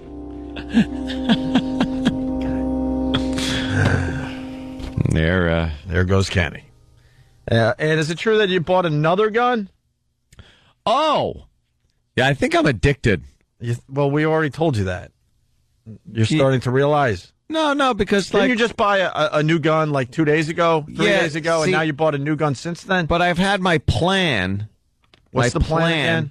It's just to get various calibers of weapon, and I didn't have my 9, yo. If you have guns, you got to have your 9, yo. Right, Kenny? You got your deuce? No, I don't have my deuce. Oh, you got to get up close and personal. Right to the back of the head. See, that's something I don't want to do, really, is get up close and personal. And I hate when people take the deuce down to the range. Because it's so just pick. Little ping. There's nothing to it. But a 9, everyone's got to have one. Yeah. Yo. So I went down to the my good friends at Coliseum Guns there, and I bought me a 9. But then you just bought a gun? What? A couple of days ago. So now you got a 9mm. Yeah. So now I got 45, a 40, a 9mm, and some kind of ridiculous gun that Dr. Steve gave me that fires a friggin' deer rifle round. Wait, how many handguns you got now? I have 4. Perfectly healthy. You have one on each hip and then a hat that holds 2 more. Like instead of 2 beers, you hold 2 right. Instead of the beer hat, it's a pistol hat. No, see, because now... Why did you feel like you needed the 9mm? Well, because when I got down to the range, I see people shooting 9mm, and they're fun. They look cool. It's a fun gun. I like I got a Walther. P99. That's a James Bond gun, the PPK. But Walther's a nice gun. And it looked good, small, little compact. So I picked it up. I like the 9s. But it is getting to the point where I have to now pick and choose. It's like an accessory. I like lay them out and go, which one do I want today? Which one do I want to carry around my house? I want the big 45 for that stopping power. Or do I, if I'm going to grab a beer and the weather's nice and I really need to, conceal while I walk around my backyard, do I want to put in the 9? Something like that. You know what you got to get? What's that, Kenny? The thing from Taxi Driver that attaches to your forearm. Oh, the slide. So I could just straighten my arm and have it pop into my hand. Yeah, I don't know what you're waiting for. Yeah, that's the type of accessories he's going to go after next when he gets every gun possible. See, I don't know. And then at night, I don't know which one to leave right there on the night table. I opt for the 45. What do you think, Kenny? Nice big hole. You want to make the biggest hole possible. Inside an intruder. Yeah. So the other ones will stay put away. They come in your house. They deserve what they get. See, this is talking to a professional. Yeah. But yeah, I am, and I've had my eye on another one. Don't throw your arms up, Jimmy. Why have your arm? Another one. He's going to invite someone to his house that he doesn't really like, just so he can accidentally, quote, shoot them, pretending he thought they were an intruder. I didn't invite them. He'll say, walk right in, like this stupid Dateline show. Walk right in. And then he'll cap them. I don't know what happened. I want the Desert Eagle, because that's that's a fun, big caliber gun to shoot. What are the guns replacing in your life? Like, what's going on with you? Guns. You've liked guns your entire life. You spent some time out west, and you were a cowboy with your dad. Sure. But all of a sudden, you're really getting into the gun culture out of nowhere. I enjoy shooting. It's accelerating here. I've had my my long guns, my rifles for years. When did you get your first gun? You know what I mean? Since you had your house. Oh, wow. You've been in your house about a year and a half now. Something like that. I immediately went out and bought a 12 gauge. And that would be your first gun. That was the first thing. And now how many guns do you have a year and a half later? Oh, my God. You got 4 handguns, I think you just said, and you got at least another 6. I don't know. Top secret. Yeah, I like keeping everything quiet. You know what, Anthony? If I can suggest, you take little Jimmy to the range, he'll turn him right around. I think I will. Jimmy would probably enjoy a little target shooting. Of course I would. Yeah, it's fun. I'd want to take one home and use it on myself. Keep me away from your guns. I can't handle it. I'm in depression. I'm not sleeping for 2 days at a time. Yeah, hand him a 9mm. Yeah, that's healthy. That'll take care of the depression. What is going on with this show? It's And so you got the 9mm, and you already got your eyes on another one. Yeah, I want to get the Desert Eagle because that's kind of a ridiculous gun. It's very silly. RoboCop. I understand. It's a RoboCop looking gun. It's 50 caliber. It's just giant. It looks silly. Yeah. But it's one of those that you got to kind of just have if you can. Well, so I'm going to pick that up. All right. Well, they know me really well down there at the gun store and the precinct. Of course they do. Of course. First name basis. Hey, we got to go to a break, but really quickly because you're talking about guns. Another home invasion. Today we shine the home invasion light on Buffalo. I want to say hi to everyone listening to us on The Edge, the home of Shred and Reagan. Thieves barge into home, steal cash and dog. What? 2 men wearing ski masks barge into a home where they robbed a resident at gunpoint this morning, making off with cash and the man's dog, police reported. The man was inside his home when 2 men, both armed with guns, kicked in his rear door at about 2:45 a.m. while everyone was sleeping. 2:45 a.m. They kick in the rear door. Went upstairs to the bedroom. The men pointed a shotgun and a gun at him, stole $1,600 and the man's white pit bull. Let me explain to you what would have happened in that situation. Yeah. My rear door gets kicked in, and 2 armed gentlemen come up the stairs and start coming toward my bedroom. They are greeted by 223 rounds flying at them from my AR-15 on the one hand, and I'll double fist. I'll turn them both, and 12 gauge. The same time. I'm just spraying lead all over the place. They ain't even making it. They want to turn around, and they're going to be slipping in their own blood. You wouldn't even think twice, right? Twice. As soon as someone... All right, it's 2:45. Someone breaks down someone breaks in. Someone breaks down the back door. The alarm system goes off. Keith the cop wakes up from his bedroom on the other side of the house. His bedroom, the same bed. He just taps him. Keith the top. So as soon as the door is broken in, you have no doubt in your mind you're shooting whoever's down there.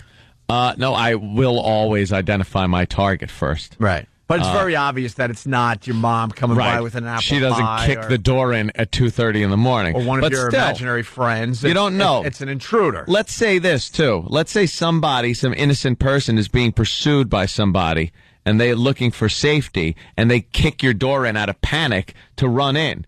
So you don't want to just start shooting willy-nilly into somebody. So that's why I keep the lights off, and I have my night vision. Because then I could see and no one else can. It's true, and you can see the senator's daughter in a well. Stupid moths flying around your mansion. Yeah, right, exactly. Do you have night vision goggles, too? Well, I do have night vision. You got accessories. Yeah. I see. Let me say hi to Dave real fast. We do have to take a break because Edward Norton's standing by to talk about strange days on planet Earth. Dave, what's up? Yeah, I was just wondering why Anthony needs a gun to go in his backyard. Did you live in Mastic?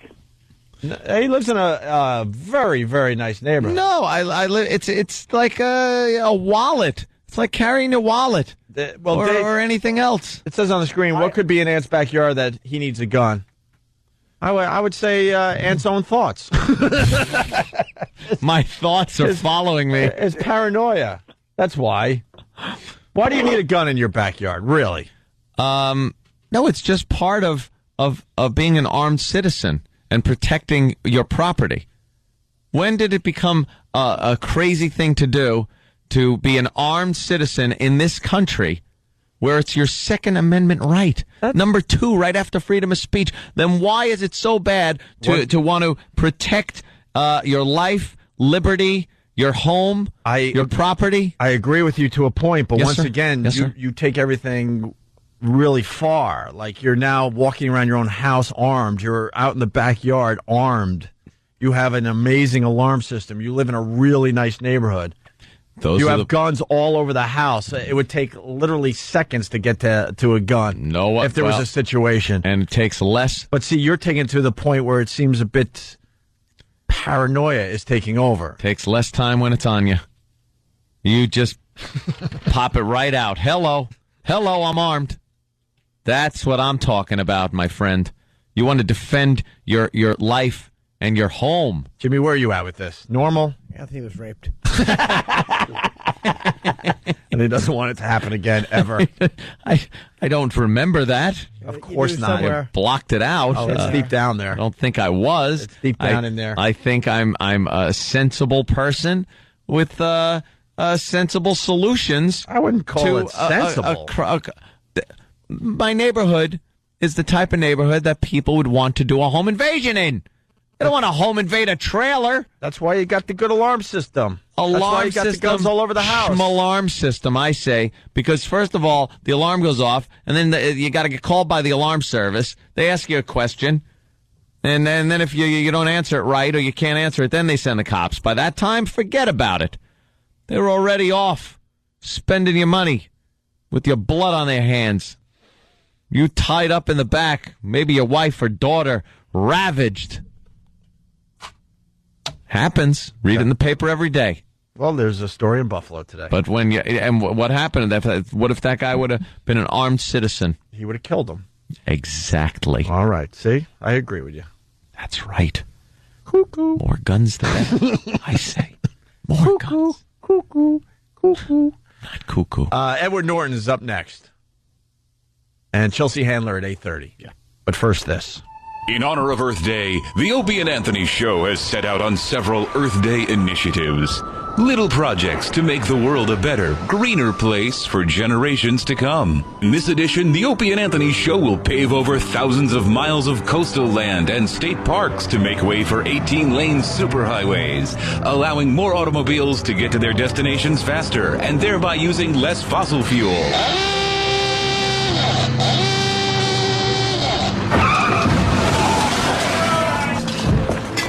Stay tuned for more Earth Day initiatives from the Opie and Anthony Show. Moving right along with the Opie and Anthony Show. Hope you're enjoying the festivities on this Earth Day. Very festive. We got a friend of the show checking in right now. We got Edward Norton on our hotline here. Ooh. Hey, Mr. Norton, how are you, sir? Gang's all back. Yeah. Yeah, we're all back and doing our Earth Day broadcast today. Oh, you're good men. Yeah. I saw Strange Days on Planet Earth last night. I checked it out. Oh, thanks. Very, very, very interesting. Extremely interesting. I didn't know where you were going. Well, I don't know what you wanted to give away here. Maybe we should start with what the show's about in your words. Well, it's this is a series we did that's running on PBS. It starts tomorrow night. We've done a few hours of it, but a couple years ago. This is the second installment, but it's kind of it's almost like an investigation series. It examines these weird things that are going on all over the planet and ultimately shows how they're connected through environmental disruptions and stuff like that. It's pretty fascinating.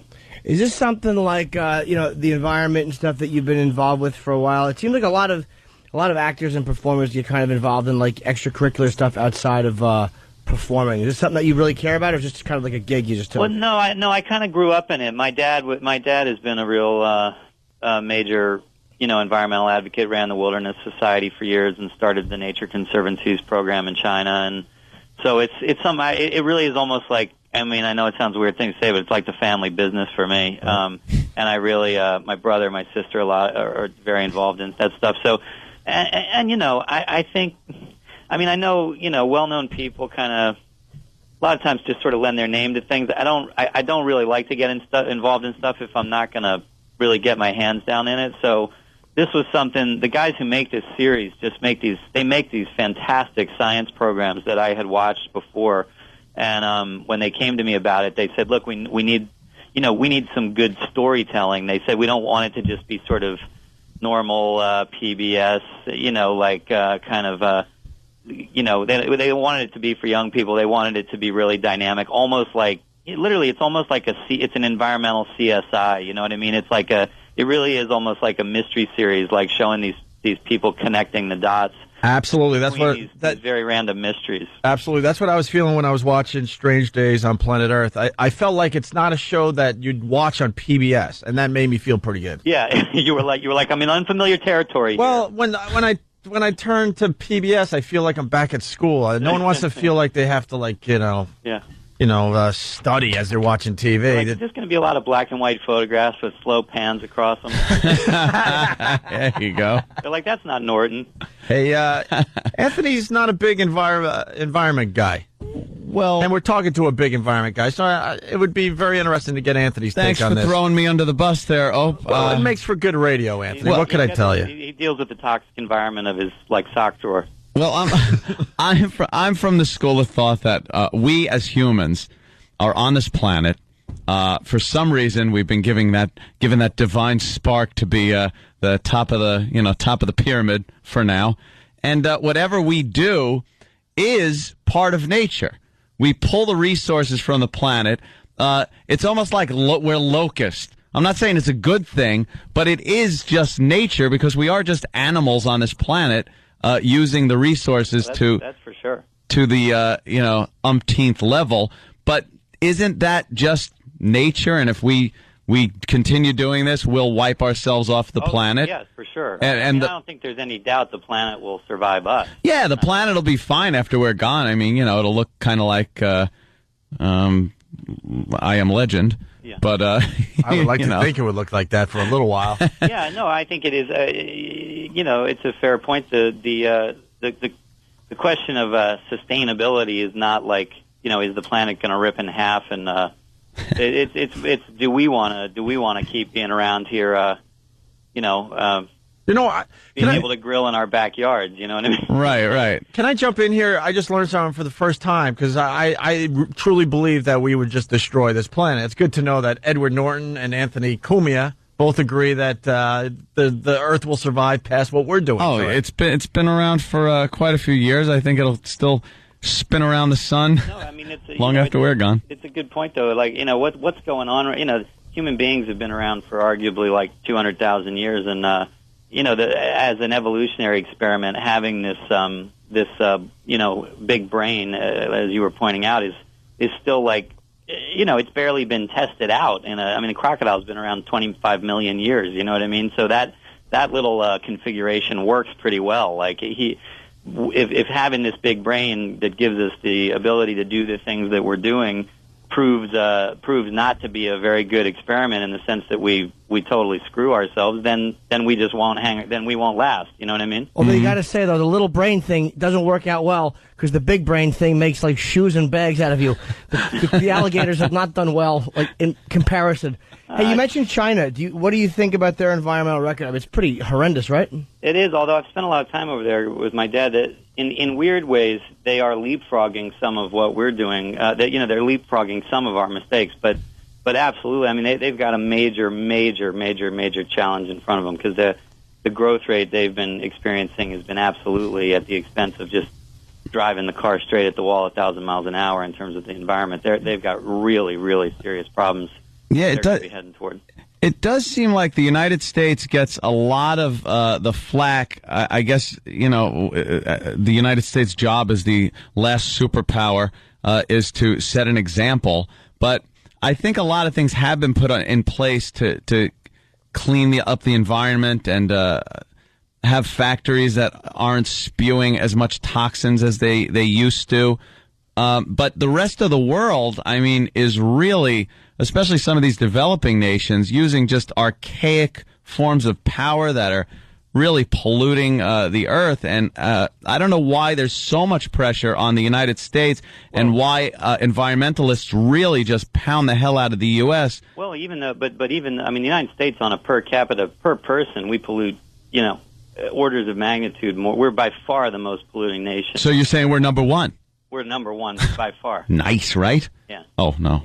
Sorry. Not the number one we want to be shooting. Damn it. Yeah, well. A lot of it has to do with, you talk about, the U.S. and its relative positions. The thing is that, the history of the world is littered with nations, Rome, Great Britain, that sort of, rose to a certain status and then faded off, and a lot of times the reasons are the same, and I think the people in the United States just have to be careful that you don't think you just get to hang on to that forever. I mean, if we if the Germans and the Japanese are already kicking our asses in things like solar technology, we're and yeah, but look what happens when they try to team up. Yeah, but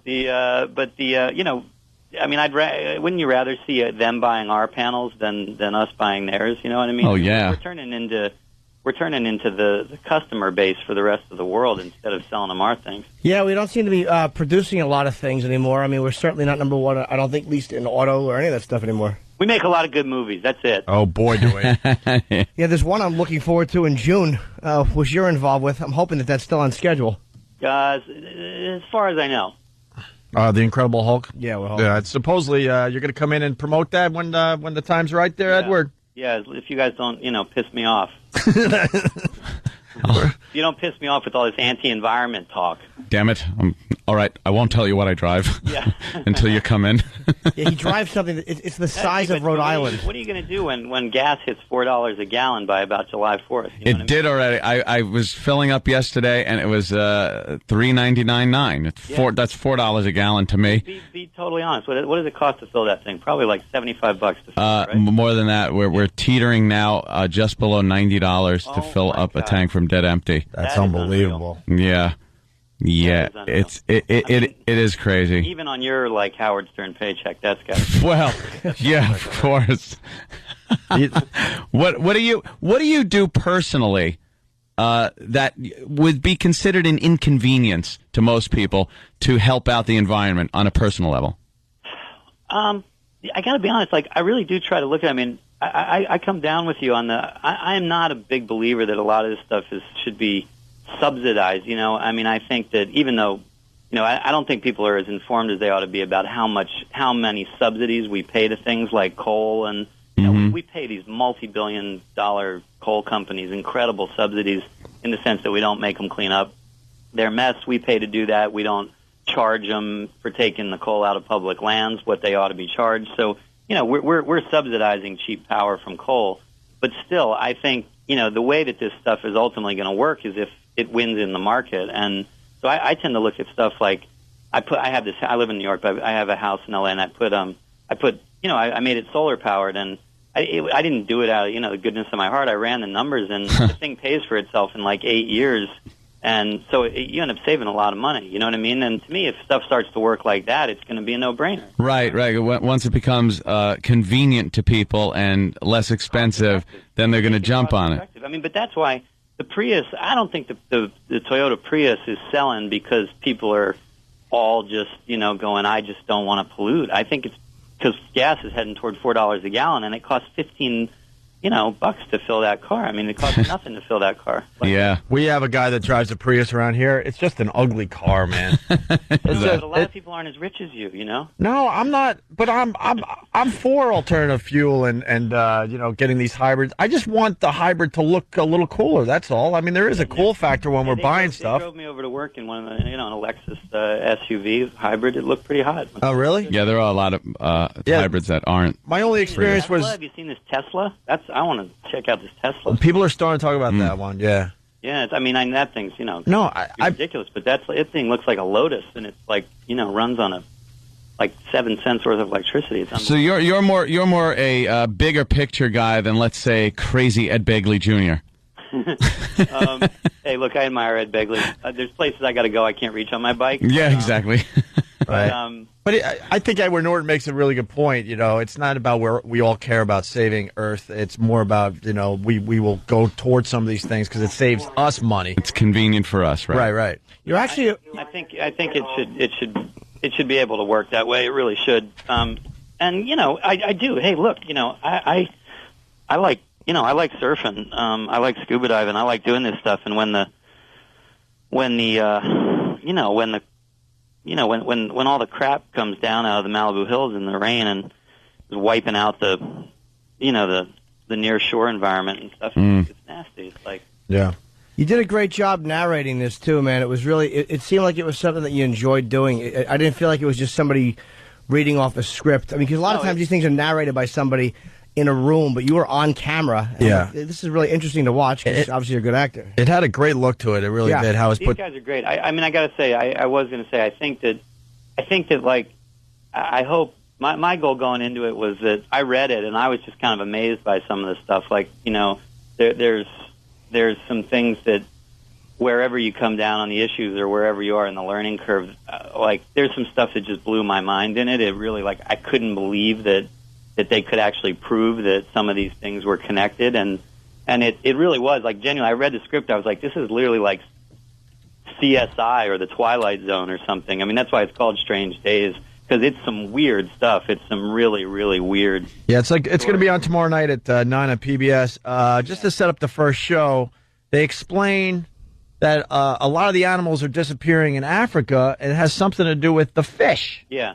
And I was like, what? They're smoking dope. No, it is. But by the end of the hour, I was really, really interested and fascinated how it was tied together, and it made perfect sense. It was very interesting. Yeah, I just thought on the most basic level they were really cool stories. And when I was a kid, I remember my dad even used to break out like old episodes of the Twilight Zone. You know what I mean, with Rod Serling. You remember those? Oh yeah. And I was like, I read it, and I was like, I realized what they were asking me to do, and it was almost be like the Rod Serling, you know, like the host who pops in now and then and says, you know, here's this weird story, check this out, and I thought that was wild. But also, honestly, I mean, some of it I thought was worth knowing. I mean, all my friends are starting to have kids, and that thing about the baby bottles, and you know, every time you wash it, like this bisphenol A leaching out of it, and it's like a brain inhibitor, and you just start going, oh, come on, man, this is unbelievable. Right. You how many episodes are there? Because they gave us 2 on a disc. How many are in the season? We did. It's 2 this time. Oh, it's 2. Okay. Yeah, we did 4 hours. We did 4 episodes about 2 years ago that you can still get on NationalGeographic.com or on PBS website. There's the 4 original episodes were really great, and these are 2 new ones. And I appreciate they're more focused on the ocean and stuff like that. I appreciate that the show doesn't end with just doom and gloom. I like a little uplifting ending. Yeah, look, we're working on this problem. See, this is what we're doing here. That's why I hated Inconvenient Truth, because it was just like, oh my God, we're all going to die. There's no hope for anybody. Actually, that was one of the things I liked about this too. Is it was some pretty intense stuff, but it almost always, like, things with like the the overfishing, and then that aquaculture sphere. That was cool. That thing with this thing called the pod that they're starting to build out in the open ocean, so that so that they can farm fish without polluting. And that literally, like, that looked like something out of 2001. Okay, I wasn't sure how much you wanted to give away, but they've invented these pods. Like he said, they're like just I can't even explain them. They're like huge spheres, and they're keeping the fish in there, and they're farming fish in the middle of the ocean in these massive spheres. Yeah, it's like gigantic, like, screen ball or something, like a ball made of screens and frame, hanging in the middle of the ocean with like thousands of fish in it, so that the water flushes it out and it doesn't pollute. And it's like, you're like, thank God I can order the cobia tonight. Yeah, we gotta get the fish numbers back up. I like my swordfish. Exactly. It was an interesting connection though between the way certain land animals are disappearing. And the way, like, you could see it in the marketplace, it goes back to the fish. It really was interesting, and it wasn't hokey. It made total sense how everything kind of ties in, and it was really informative. It wasn't typical of PBS. Again, usually I'll watch something and kind of zone out, but it was very interesting. I didn't feel like I was getting preached at. So no, not at all. Good. All right, hey, we gotta let you go there, Edward. No, hey, I appreciate you guys even looking at it. It's cool, but I think it's like you said, it's a little more. Little more CSI and cool than the normal PBS. And you seem like you like doing it, which is, again, made it fun to watch. Yeah, definitely. It was different. I like, it's just, it's always cool to do something a little Dude, Fight Club ruled. Hey,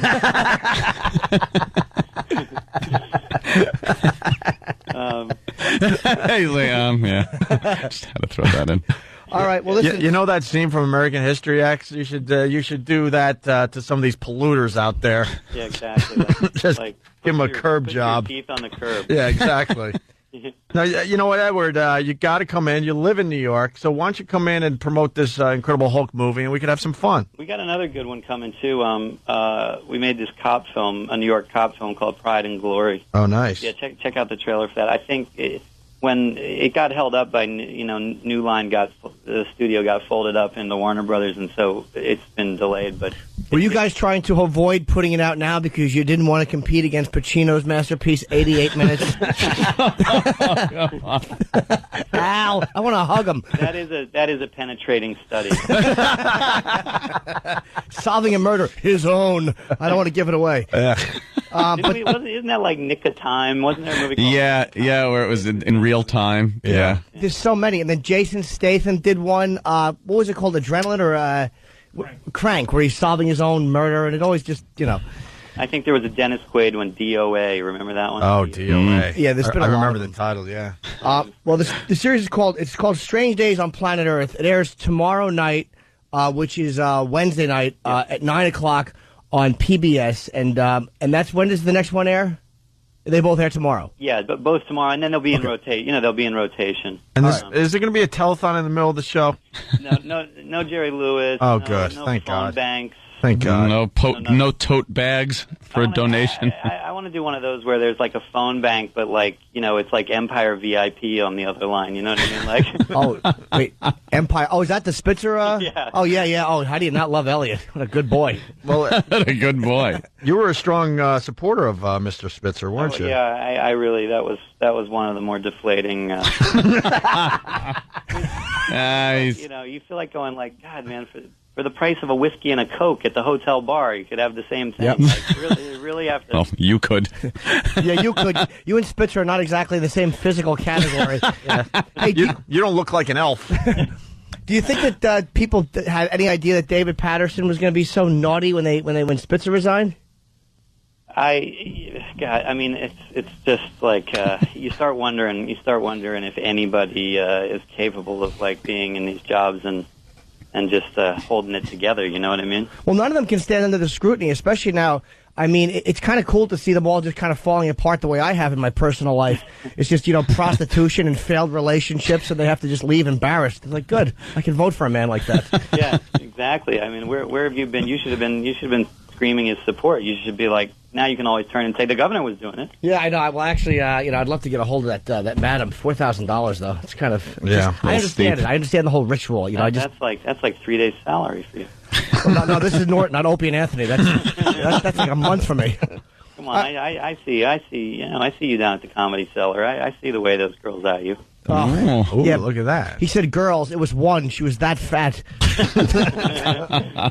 right, well, listen, we got a break, but the show is called Strange Days on Planet Earth, tomorrow night, 9 o'clock, PBS. Yeah, thanks, guys. A great narration job by Edward Norton, man, and it's good talking to you. Yeah, I feel... We'll do it for another flick, coming up. Yeah, I feel like we're getting along. We got a nice little relationship building here, so maybe you should show your face next time. We'll try not to screw it up. Yeah, we'll screw it up. All right, thank you, Edward. Thank you, bro. The great Edward Norton. Yeah. Chelsea Handler's here. Cool. We got to take a quick break. Good. We'll get her in studio. In honor of Earth Day, the boys in the back room put this together. Happy, happy Earth Day. Happy, happy Earth Day. From the beavers and the frogs that live by you. Happy Earth Day to you.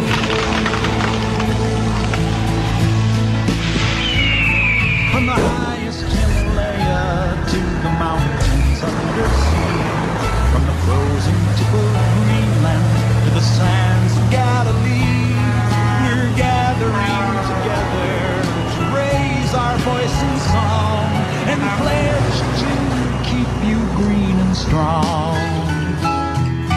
Happy, happy Earth Day. Happy, happy Earth Day. Every time I smell a flower or feel the morning dew, every time I see a baby learning something new, I am amazed again how blessed we are, and it's all thanks to you. Happy Earth Day to you. Happy Earth Day to you.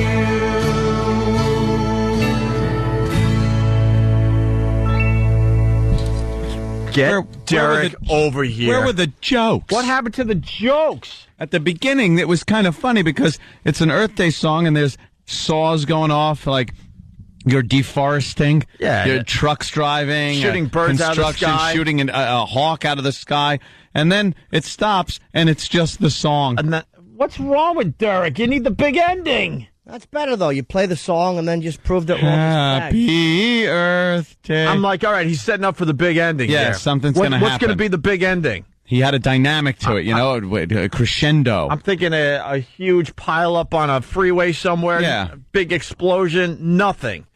It was the stupid song. The bit ends cute. We don't do cute. Chelsea Handler next. Chelsea, you're in the green room. I'm sorry you had to hear that. We're actually edgier than that. I know. A couple jokes in the beginning, and then we play out a cute little kid song. Yeah. Boy, that's going to bring in the ratings. We got to get right back into this. We got Chelsea Handler in studio on the Opie and Anthony Show. I'm so happy to be here, you guys. Are you? No idea. Yeah, I've heard about you guys for years. Oh, yeah. And now I see you in the flesh, and I just want to take my pants off. Ooh. Ooh. Well, she likes to have sex, and she likes to drink. Is that awkward? What? Is that awkward? No, not at all. The drinking and the sex, hand in hand, by the way. Yeah, always. I actually... How are you going to have sex without drinking beforehand? Without drinking, yeah. You have to. It's much easier. You enjoy that drinking? It's lubrication, yeah. Get a few in you before you get a few in you. Ooh. That sounds painful, but I'm open to it. Well, the book is called Are You There? Vodka. It's me, Chelsea. Yes. So you got to like the drinking if you're going to name your book that. I like drinking. I like vodka a whole lot. I drink often. I don't drink a ton, but I drink like every night I have a couple cocktails. Yeah. So people assume that you're an alcoholic, and maybe I am. And maybe I'm proud of it.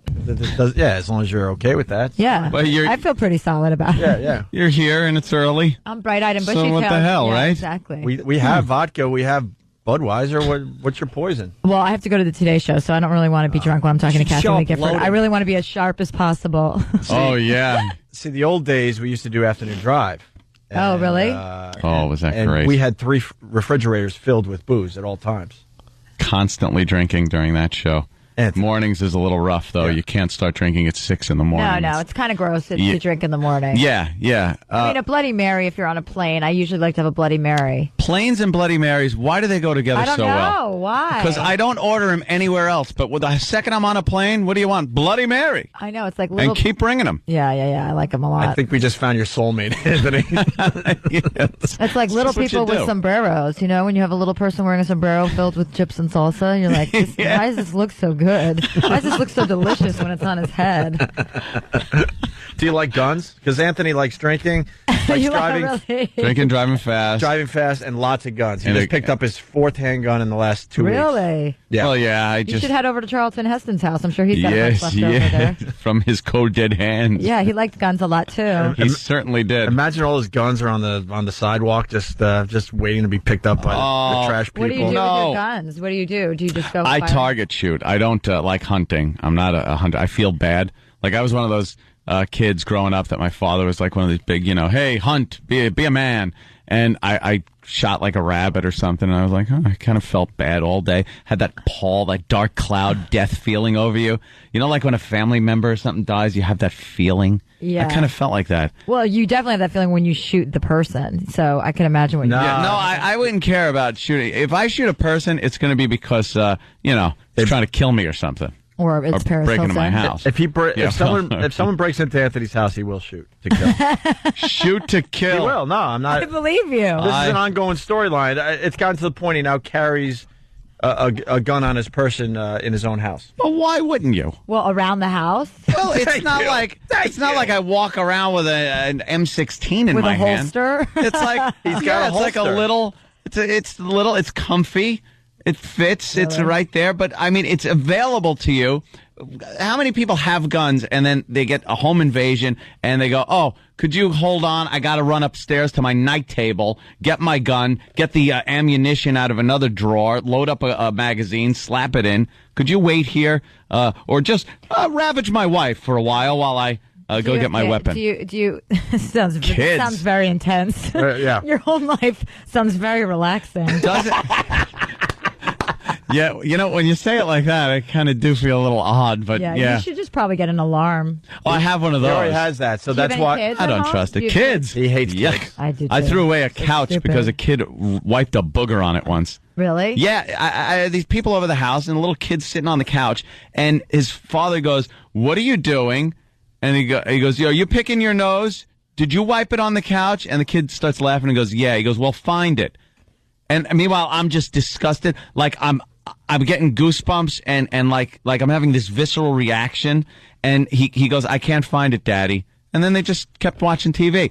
So Boogers are, just in his defense, boogers are really hard to find after you've wiped them. Are they? Somewhere, yes. Damn it. Maybe it was a dry one and it You're hit lucky the you didn't floor. take a dump on your couch. That would have been really bad. I mean, might as well have, because I took the goddamn couch and it went the next day. It's a true story. Goodbye. He got rid of New his couch, no more kids in there. You should, you know what you should watch? You should watch The Secret. You seem like you need The Secret. Yeah? Yeah. What is that? It's that book on Oprah, that vagina book about realizing your dreams and having a positive outlook, because you seem like things are pretty scary. No, well, it's not pretty scary. It's just I'm kind of a realist, and I don't like children. They come over the house, and then they get their greasy little hands on everything. Your TV screen. My TV screen looked like the end of Blair Witch. Just had like handprints all over it. They have greasy little hands, and they offer you things. Like, who's going to eat out of it? Because their parents love them. So they walk up with greasy little things. They have Cheerios with saliva covered, and they go, ooh, and the mother or father will go, crunch, crunch, crunch. Ooh, that's delicious. And then they'll offer me one, and I'll be like, get out of here, you little snot. I hate people who think their kids are amazing, and then they shove them in your face. Yeah, so I met a special. woman the other day at the airport, and I said, "Oh, how old's your son?" Because she was talking to me, and she goes, "Oh, 72 months." I'm like, what is that? I didn't even know. I was like multiplying in my head. I'm like 6 times 9 is 70. What? I'm like, is he 8? Can you imagine? I'm being a from grown-up? Jupiter. They do so that. we Imagine me like at a bar, like, oh, I'm 416 months. Isn't that shouldn't that end after 11 months? That and should then end, yes. Go to the after year a thing? year, people need to stop talking in months. Right. People with kids are extremely annoying. It ends after 3 months. Yeah, maybe with a little stewed tomato on the floor. And how old in months is the girl you're dating? What, 400? What? I don't know. I don't keep track in months. Are you not married? No. Yeah, okay. No. I'm getting the full picture here. Us radio guy. Oh, are you? Uh-huh. Maybe you could spell what's it the full out. picture? Because we've been trying to figure it out for a long time. Well, he's clearly a hot mess. He's got a lot of emotional issues. Yeah. Do I? Do you smoke cigarettes? No. You do? No. Really? I used to Okay. smoke, but I would have thought you smoked cigarettes. No. All right, well, that's positive. That's one positive thing. You were able to kick that habit. Well, he just got out. He got out of a long. Instead, now he just puts a gun in his mouth. Well, he just got out of a long relationship. Yeah. About 2 or 3 months ago, and before that long relationship, he was married for 9 years. 9 years. So yeah.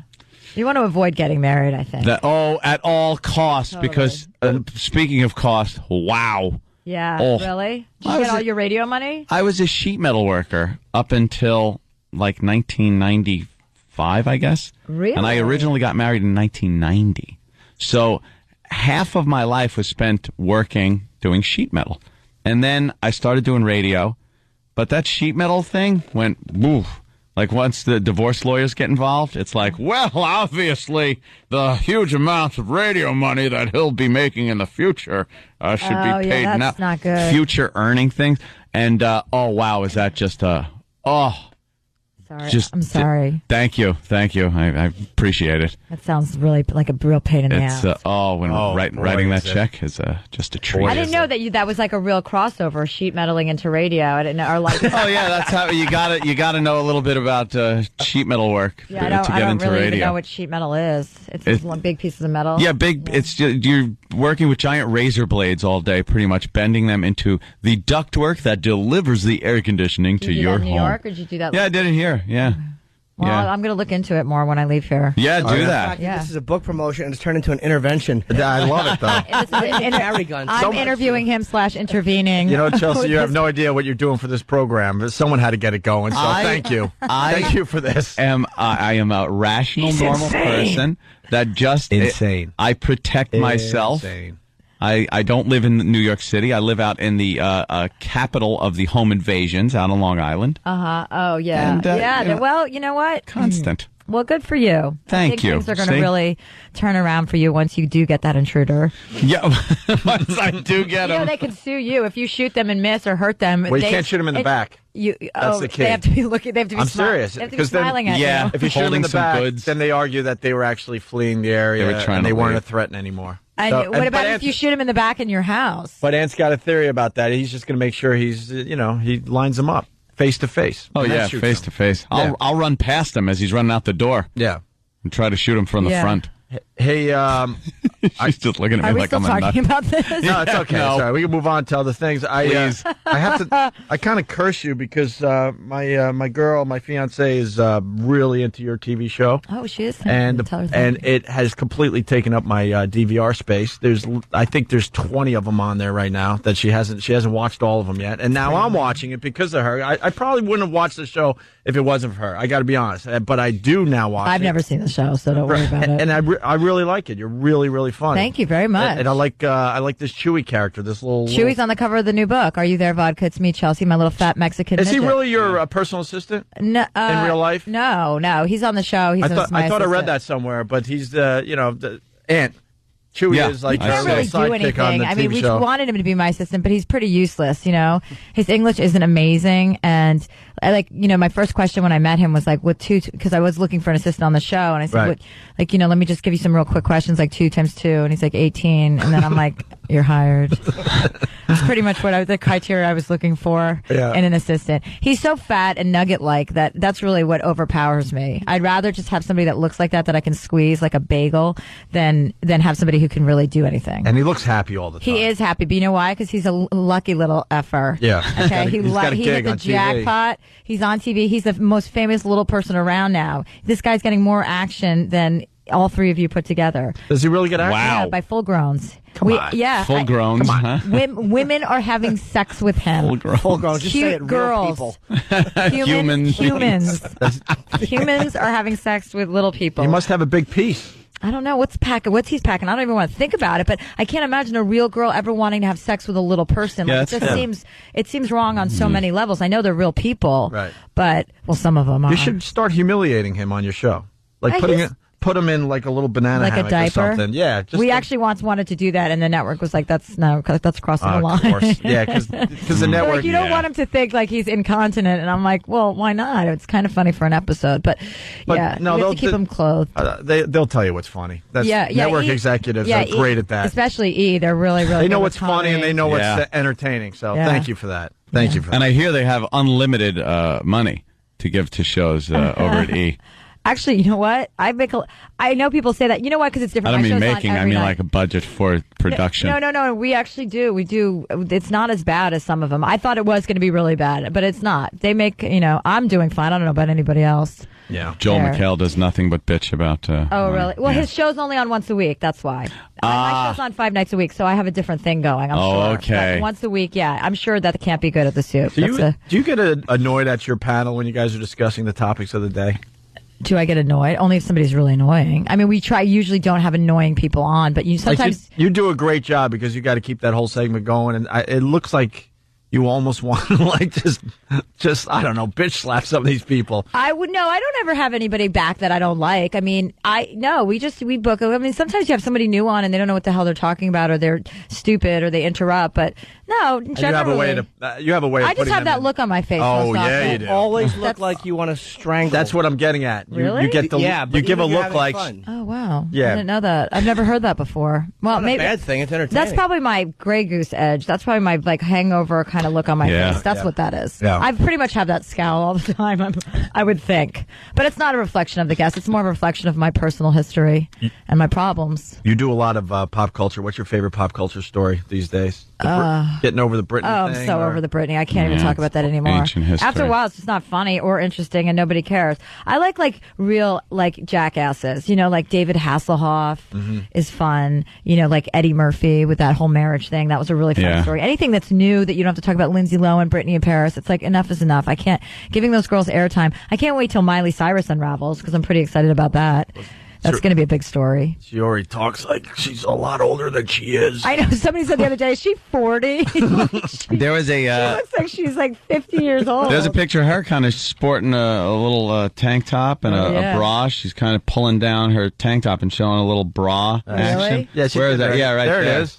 Right there, a little slutty 15-year-old. Ew. That's what this country's based on, slutty little 15-year-old. That's hot, right, Chelsea? Yeah, that's really hot. And then I know. Who is going to go up there and look at that except this guy? Yeah, I know exactly what the hell is going on. I think we are. And then they also got, what's her name? On that one. Yeah, you lost us on the... Yeah, Emma Watson from Harry Potter, from the Harry Potter movies, just turned 18. And they have pictures of her with see-through underwear. So you could actually see everything going on there from the little Harry Potter girl. Are other like beavers available to look at that are of age? She's of age now. She's 18. Oh, well then go for it. Yeah, that's what I say. Then she's all yours. That's what I say. Go for that little box. Yeah, see, look at that. Beaver. What are they starring it out over there? What the hell's going on? Oh God! Well, first of all, girls should put underwear on if they don't want their coslopus on the television or on TV or the internet. I'm going to release naked pictures of my coslopus. Really? Yeah. Yeah, you're going to have a whoopsie when you get out of a car? Yeah, whoopsie. Oh, so I'm sorry. I think that is so gross. Getting out of a car like, with your big legs open. We do call it the oopsie on this show. They know exactly what they're doing. Who invented that move? I know, it's like, ooh. Oh my, I didn't know I wasn't wearing underwear. That's so Paris. And you know what's so great? It's like there's so many cameras in front. Wouldn't you think, obviously... I mean, I get out in front of a valet, and if I'm wearing a short skirt, I'm always like covering up my Pikachu. You know, I don't like. If you saw like 5 cameras, wouldn't you like just not get out of the car? Yeah. I would like circle the block again. Getting out upside down, doing a handstand. Just kind of like, hey, check it out. Like a triple sow cow. It's like, what? You just saw my bush? What? I'm sorry. What? I really thought I was covering it up nice. Yeah, you would get out of the car like head first or something. Did you have surgery on yours? On my no, but there was a report that I did. What kind of surgery? It was on Perez Hilton that I had some vaginal operation. I don't know which one. Not the rejuvenation thing. Something that I had too big of parts. I had to get a reduction. Now you're turning like who has a really big? How do you do that? I don't even know what that would be. But by the way, if I had that done, I'd be the first one to tell you. Yeah. So no, I did not. Hey, what was the problem you had with TMZ or something? There was some kind of a race-related joke. Oh, they're so stupid. I said something like. There was a black cameraman. I'm like, isn't this amazing? There's a black and an Asian guy filming me. I said, this is so amazing. We're all getting along. And something so stupid. And they're like, is Chelsea Handler a racist? It was like the biggest non-story. They are the dumbest news website. Even Perez is better than that because even he's terrible. But TMZ like makes a story out of nothing all the time. It's like slow news day. Mm-hmm. And meanwhile, I say things on my show every single night that are much worse than I said on that. And they're like, ooh, is she racist? Yeah. You guys went after Perez Hilton on your TV show recently. That was the one I saw that was a couple days after ago. I heard the vagina story. Well, Perez Hilton... Was it about that? Well, Perez Hilton is mad because someone's going... Oh, yeah, I know. Yeah. Listen to this. I don't know if you guys go to Perez Hilton, but he really makes fun of the celebrities big time. He draws... male parts in their faces, and he draws like coke coming out of everybody's noses. Yeah, like he is. That guy is edgy. Oh, he's as edgy as they come. Edgy. But Jimmy, listen. Somebody started a website or something and went after Perez Hilton, and what's the story? They said something defamatory about Perez, and so he is suing them for defamation of character. Yeah. I'm like, excuse me, that's all he does all day long. So we were talking about that on the show. Like, he has any right. Like, first of all, if you have to dish it, you have to take it. I make fun of celebrities all the time. If somebody's going to make fun of me, then they're going to make fun of me. You have to deal with it. And he's just whatever. He's a little douche, and he's so used to just trashing people with impunity because everybody's like, oh, don't get on Perez's bad side. Oh, I know. And dangerous. That's exactly right. It's like, why? Because he's going to make, who cares? He's disgusting. But don't get on Perez like he's the president or something. Yeah, he's just a sissy with bad hair and a weight problem who's not as attractive as he would like to be. So I know, he's really kind of gross. He's awful. We had him on the show once, I think, in the beginning of the show. I had him on as an interview, so it's glad to see that he appreciates that. We're wrapping up this side of the show, and we didn't even talk about the book, so we should... Oh, it's called Are You There, Vodka? It's me, Chelsea. It's in bookstores today. Nice. Is it fiction or nonfiction? It's all true stories about my life. My first book was My Horizontal Life, a collection of one-night stands. That was about me having all my one-night stands. How many one-night stands? There's only about 9 in the book. 9 that came to fruition, not actually where there was copulation. Do you consider oral To be sex? No. Oh, so they're Not really. So then, what is 37? As they say in No, Clerks. just in the tushy is real sex. Tushy sex.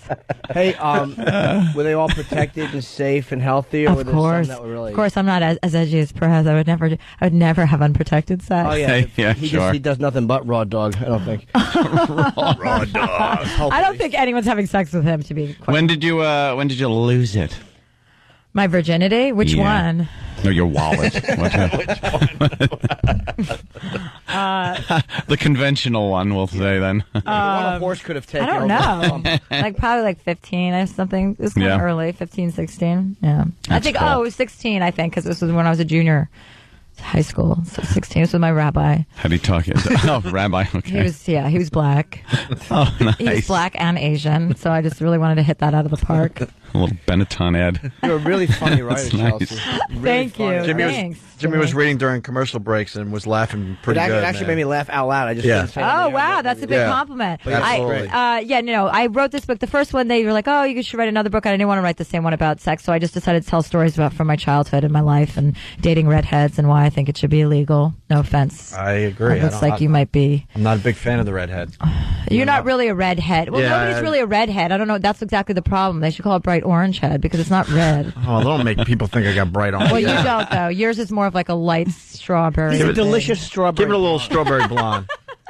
I never dated a girl with red hair. You know, redhead You is... can't. You have to. You have to procreate with them because they'll be missing. They said that redheads will be extinct. And they should be. Coming That's from actually- and that's coming from one. There's different types that are When fine. you take your pants off, does it look like a clown in a leg lock? No, I'm good down there. Oh, really? You take care of yourself? No, I got the more of a blonde thing. Okay. If you really need to know. That's good. No, that's better than red. didn't. Believe me. Anything's better than red. Purple is better than red. You don't think it's sexy when it looks like Montgomery from Fame? That's big. Nice reference. Yeah. But the book, All by right. the way, Chelsea's a handler. Obviously, she's hilarious. The show is great.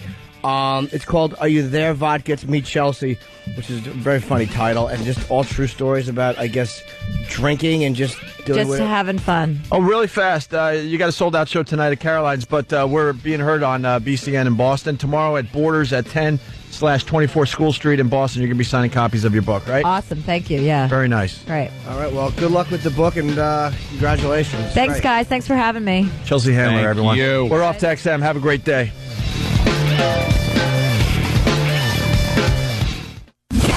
It's the Opie and Anthony Show. XM 202. In the world of radio shock jocks, the biggest are Opie and Anthony. These people say shocking things that border on offensive in order to entertain their audience. I refuse to sit here and think that radio has to be nice. Why? Why does radio, out of any other medium, have to be nice? We are being now held to a standard where we have to be nice and make people feel good. Go screw! Radio Bad Boys, Opie and Anthony. Controversial radio personalities, Opie and Anthony. Infamous DJs, Opie and Anthony. Talk show radio hosts, Opie and Anthony. Opie and Anthony. Opie and Anthony. Radio shock jocks, Opie and Anthony. Opie and Anthony. Shock jocks, Opie and Anthony. Shock jocks, Opie and Anthony. Opie and Anthony. Shock jocks, Opie and Anthony. Opie and Anthony. Tom Brokaw, NBC Nightly News. Wardrobe. Opie and Anthony.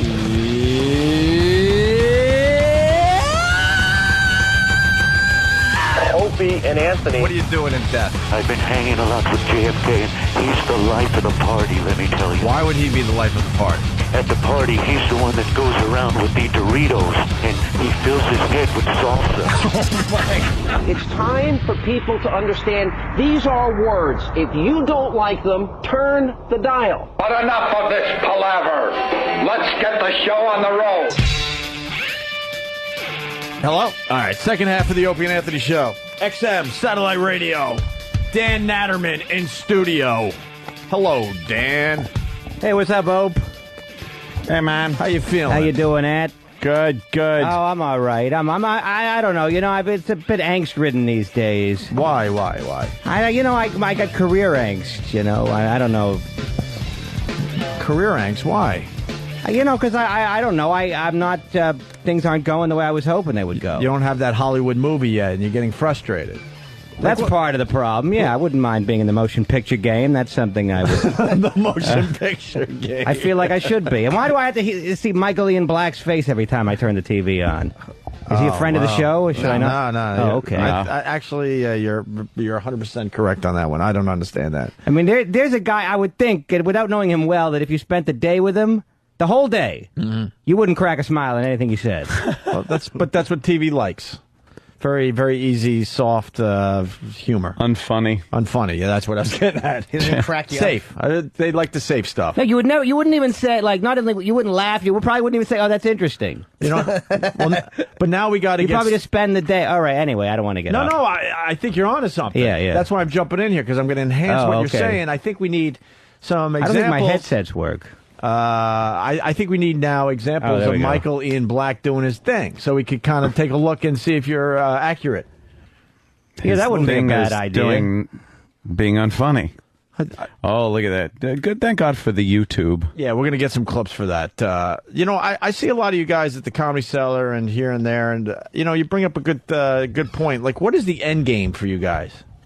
Like, what is the end game? Because after a while, you don't want to really be on a stage. Freddie Prinze said it best. Well, what is the end game for a comic? Do you want to be a big Hollywood star? Seinfeld.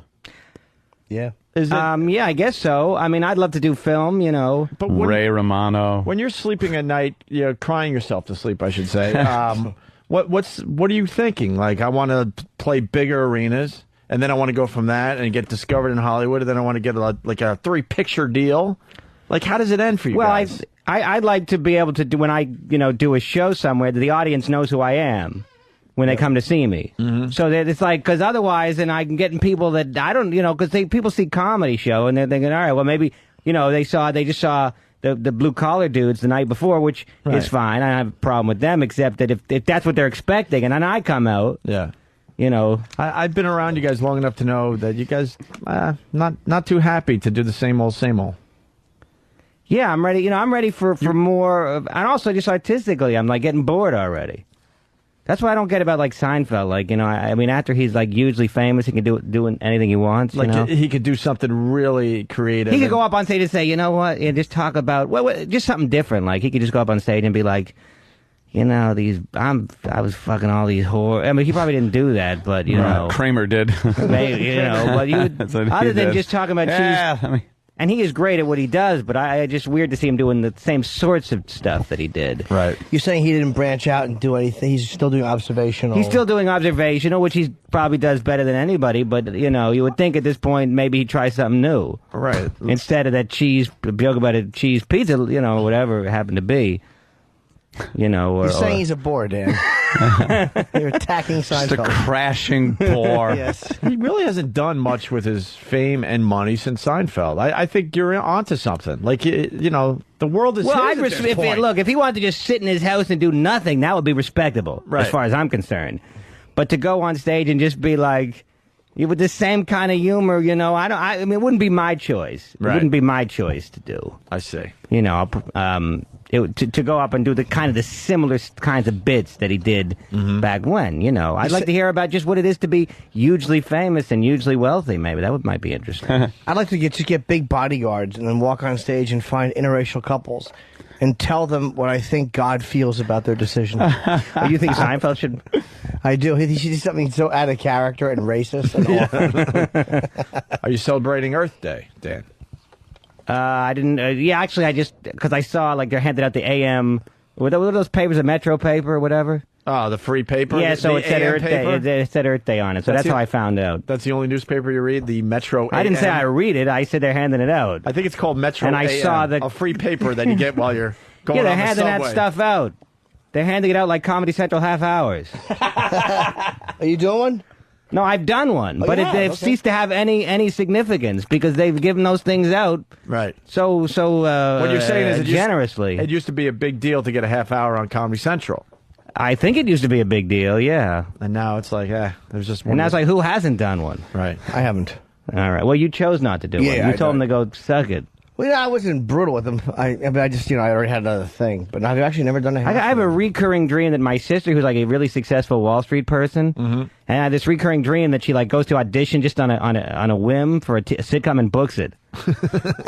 And then it's like, I don't see the big deal. It's not that hard. Yeah.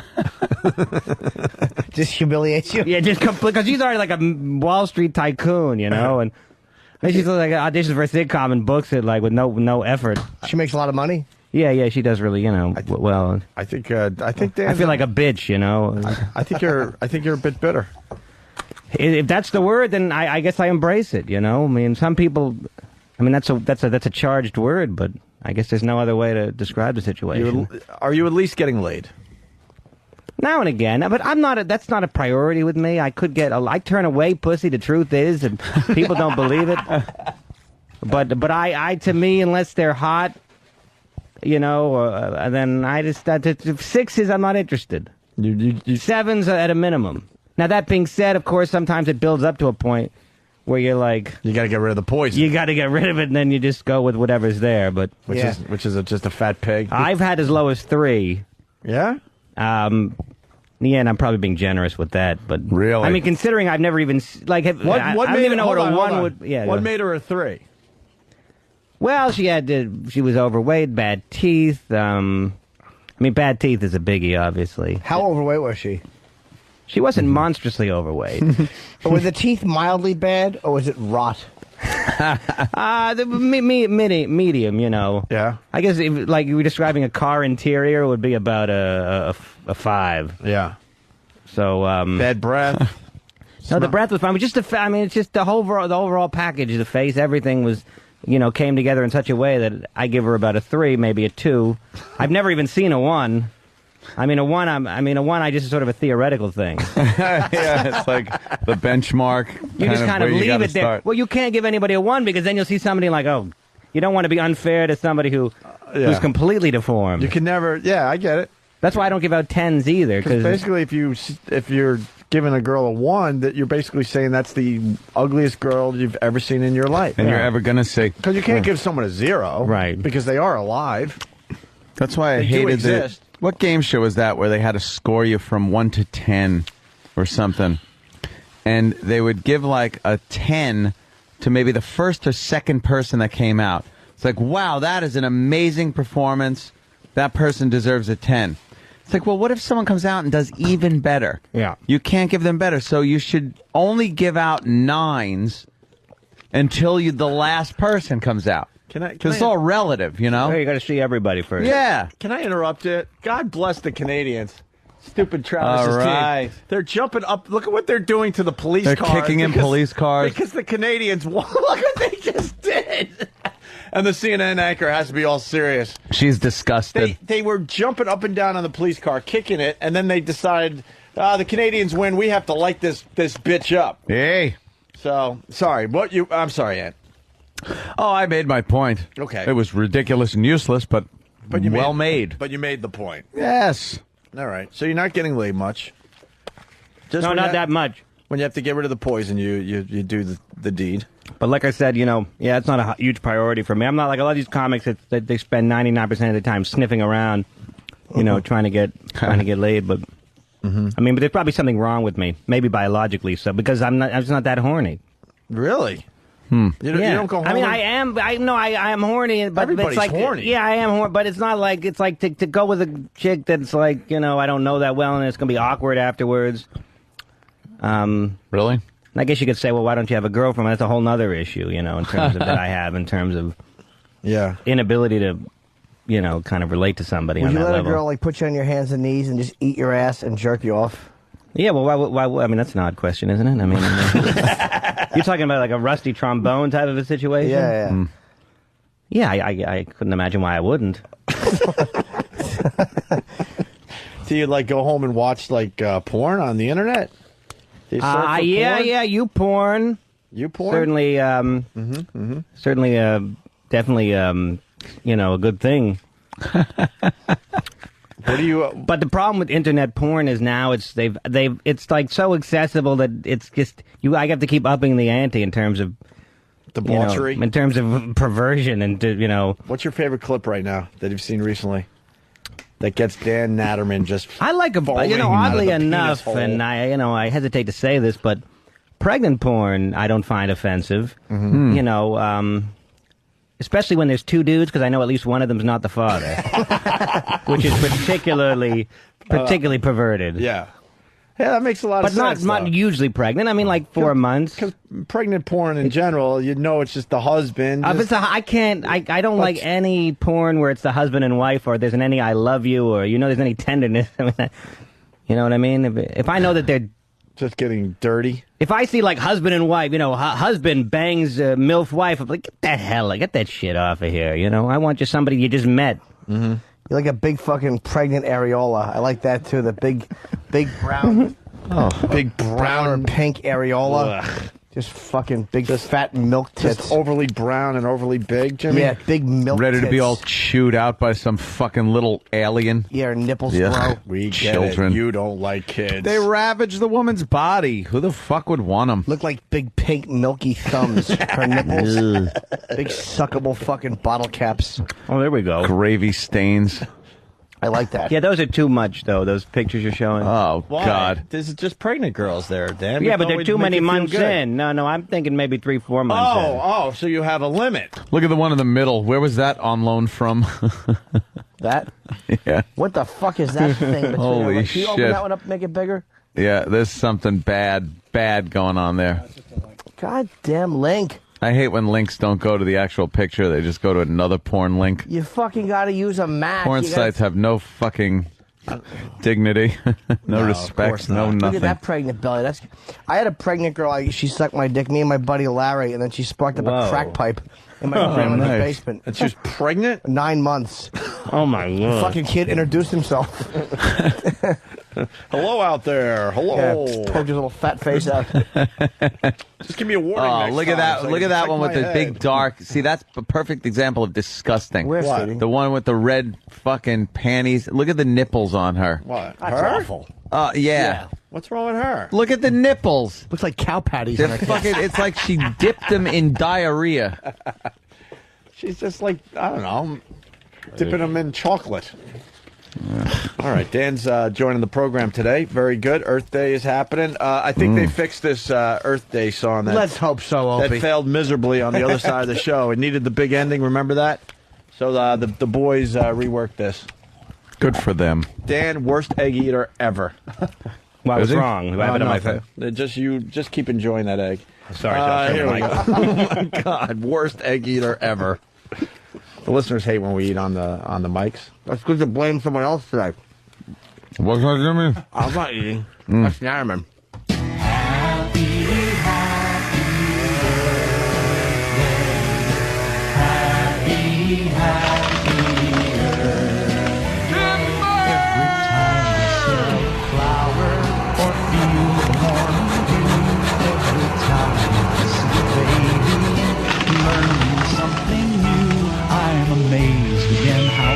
We are, and it's all thanks to you. Happy Earth Day to you. Can I help you? What happened there? Oh, I get it. Steve, where's Steve? I want Steve to explain the ending to our Earth Day bit. It was either that or a woman being beaten. I told him that we needed the big ending to just bring it all together because we get the sawing and the vroom vrooms and the shooting of the endangered species. But Right. then what was the ending? Volume. There it is. The ending was the pretentious singer being interrupted mid-song and having a .22 caliber bullet ripped through his skull. Sounded a little bigger than a 22, but well, that's okay. Doesn't have to be accurate. So, but the what happened to the kids that were harmonizing? They're still, when they be screaming if they see the lead singer getting yeah. They shot were to in death. they were in a studio next I love door. how Steve likes to take us inside, paints the picture, the bit. They were in an alternate studio. But I wasn't soundproof. feeling like the guy just stopped singing because there's a knock at the door. Well, you don't really hear those soundproof doors open. I It's had kind the of a feeling that it softer- was Derek getting shot because, because people were annoyed that he wasn't putting the bit together properly. I'm gay. You are? Oh. Oh. Who said that? Really? Thanks, Danny. We weren't talking about that though, Steve. Let's hold on. So you're trying to say that the guy stopped singing. Stopped singing. Right. Mid-verse. Mid-verse, because he heard a knock at the door, opens the door, and he was gets interrupted. shot. He was interrupted. He may not have heard a knock at the door, but he was certainly interrupted. I would say tapped on the shoulder because that makes less noise. We are, and it's all thanks to you. Happy Earth Day to you. Can I help you? See, that cranium just exploded at the end. I'm not feeling that it's the singer. Yeah, it's too abrupt. I mean, there's got to be banging, setting up the fact that, oh, God, who the fuck is interrupting me as I sing this great song? Yeah, I'm trying to... Oh, my... Hey, I'm trying to sing a song here. Yeah. Who is that? Yeah. If it really needs to be spoon-fed, then we can do some more Foley work, I believe, if we really need to get the idea across. But I think it was the point was made that some irate listener was just... Oh, boy. Oh, boy, here it goes. It's okay, I've already done that once today. Yeah, Steve's been breaking stuff all morning. All right, Steve. You were annoyed at Sam. You didn't like Sam was being a bit flippant with you. Yeah, Sam. What happened with you and Sam that didn't make the air? There is a time and a place for Sam's smart mouth, and that was not one of them. What was he saying that was smart? Well, actually, I don't think he was doing anything smart. He actually, after I smashed the CD against the wall, he picked it up and handed it back to me. That was as nice. if that was some noble gesture. Yeah, that was nice. Sam, come on back. Rather than parting his head from his fucking shoulders, I just said, please, don't do that today. Does Sam ever annoy you with his flippant ways? No, it's usually welcome, and I love Sam. when Sam is a... Take us through this. So, Steve, what they didn't see with the big non-ending, the first time we played that song, we went off a little bit on the air, and then the mics went off. And I kind of said, Steve, what the fuck? We need the big ending. That's what makes sense with this whole Earth Day song. And then Steve, and then threw the second song that he already produced against the wall, smashing it. And then what did you do? Well, yeah, because I'd heard him listening to it in the office, so I thought he wanted to play it, and maybe he got upset and just threw the CD not thinking. So I picked it up and got the case together and everything, put it back together, and said, Steve, you dropped this. And then I was just trying to help. If Sam was a 7-year-old retarded boy, I would believe that. What do you think Sam was doing, Steve? I think Sam was doing what he does best, and that was trying to get under my skin. Really? Sam would love it. You see, here's Sam's MO. Sam would love it if he could push me over the edge into throttling him or rendering him complete immobilizing bodily harm. That way he could either sue me or sue the company and collect a huge payday. Sam's rich. He doesn't need money. Yeah. I'm just trying to produce a show. Sam's rich. It's very obvious. He needs fame. He's got the money part down. Is there any reason you're sweating like you've been smoking coke since 5 in the morning? Really? Oh, my God, your forehead. You look like you've been smoking blow in the fucking bathroom. Yeah, what supplements are you on that is making you sweat so bad? I'm smoking blow in the bathroom. It's not that... it's vitamins. It's not that hot in here because, Anthony hasn't even removed his coat yet today. No, well, I just drank that smoothie and are they cold. So what supplement are you on that's making your forehead really sweat? Profusely, by the way. Is it really? Yeah. It's not my nerves, I'll tell you that. But it's a lot of vitamins I'm on lately. I'm not taking... No, you're on supplements. You admit to your supplements. I on would. the show. I was taking Hydroxycut for a while, but that stuff was... It just... It's a fat burner. It's a fat burn. You can only take those things for like 2 or 3 weeks at a time, and you just mess with your adrenal glands so much that you got to stop taking it. Are you still trying to burn fat, Steve? Always. Sometimes just it's not stop working. with the fat burn. Why?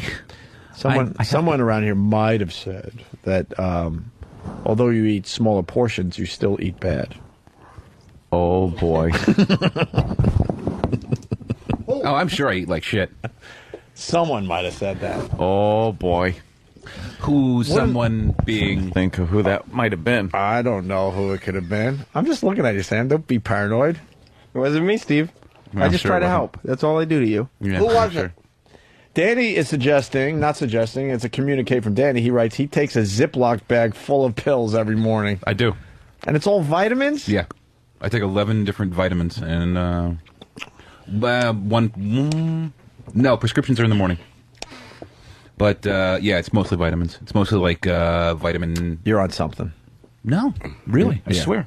You're the only one sweating. He's not even wearing sleeves. Yeah, I know. You should be. Way to add to it, Sam. Yeah, we know. All right, Steve, hang in there. When you hear when you hear the gunshot and the thump of a body hitting the floor. Yeah. If you're gonna kill yourself, at least do it in Derek's studio so we have some good audio for future. Exactly. I would. Yeah, make sure the mics are on. Yeah, future O&A bits. I would certainly be that considerate. This is your bag of pills? Whoa. Hey, where did that come from? 1, 2, 3, 4, 5, 6, 7, when 8, did you 9, steal 10, that? 11, 12, 13, 14, 15, 16, 17, 18. Where'd that come from? Elvis's medicine cabinet.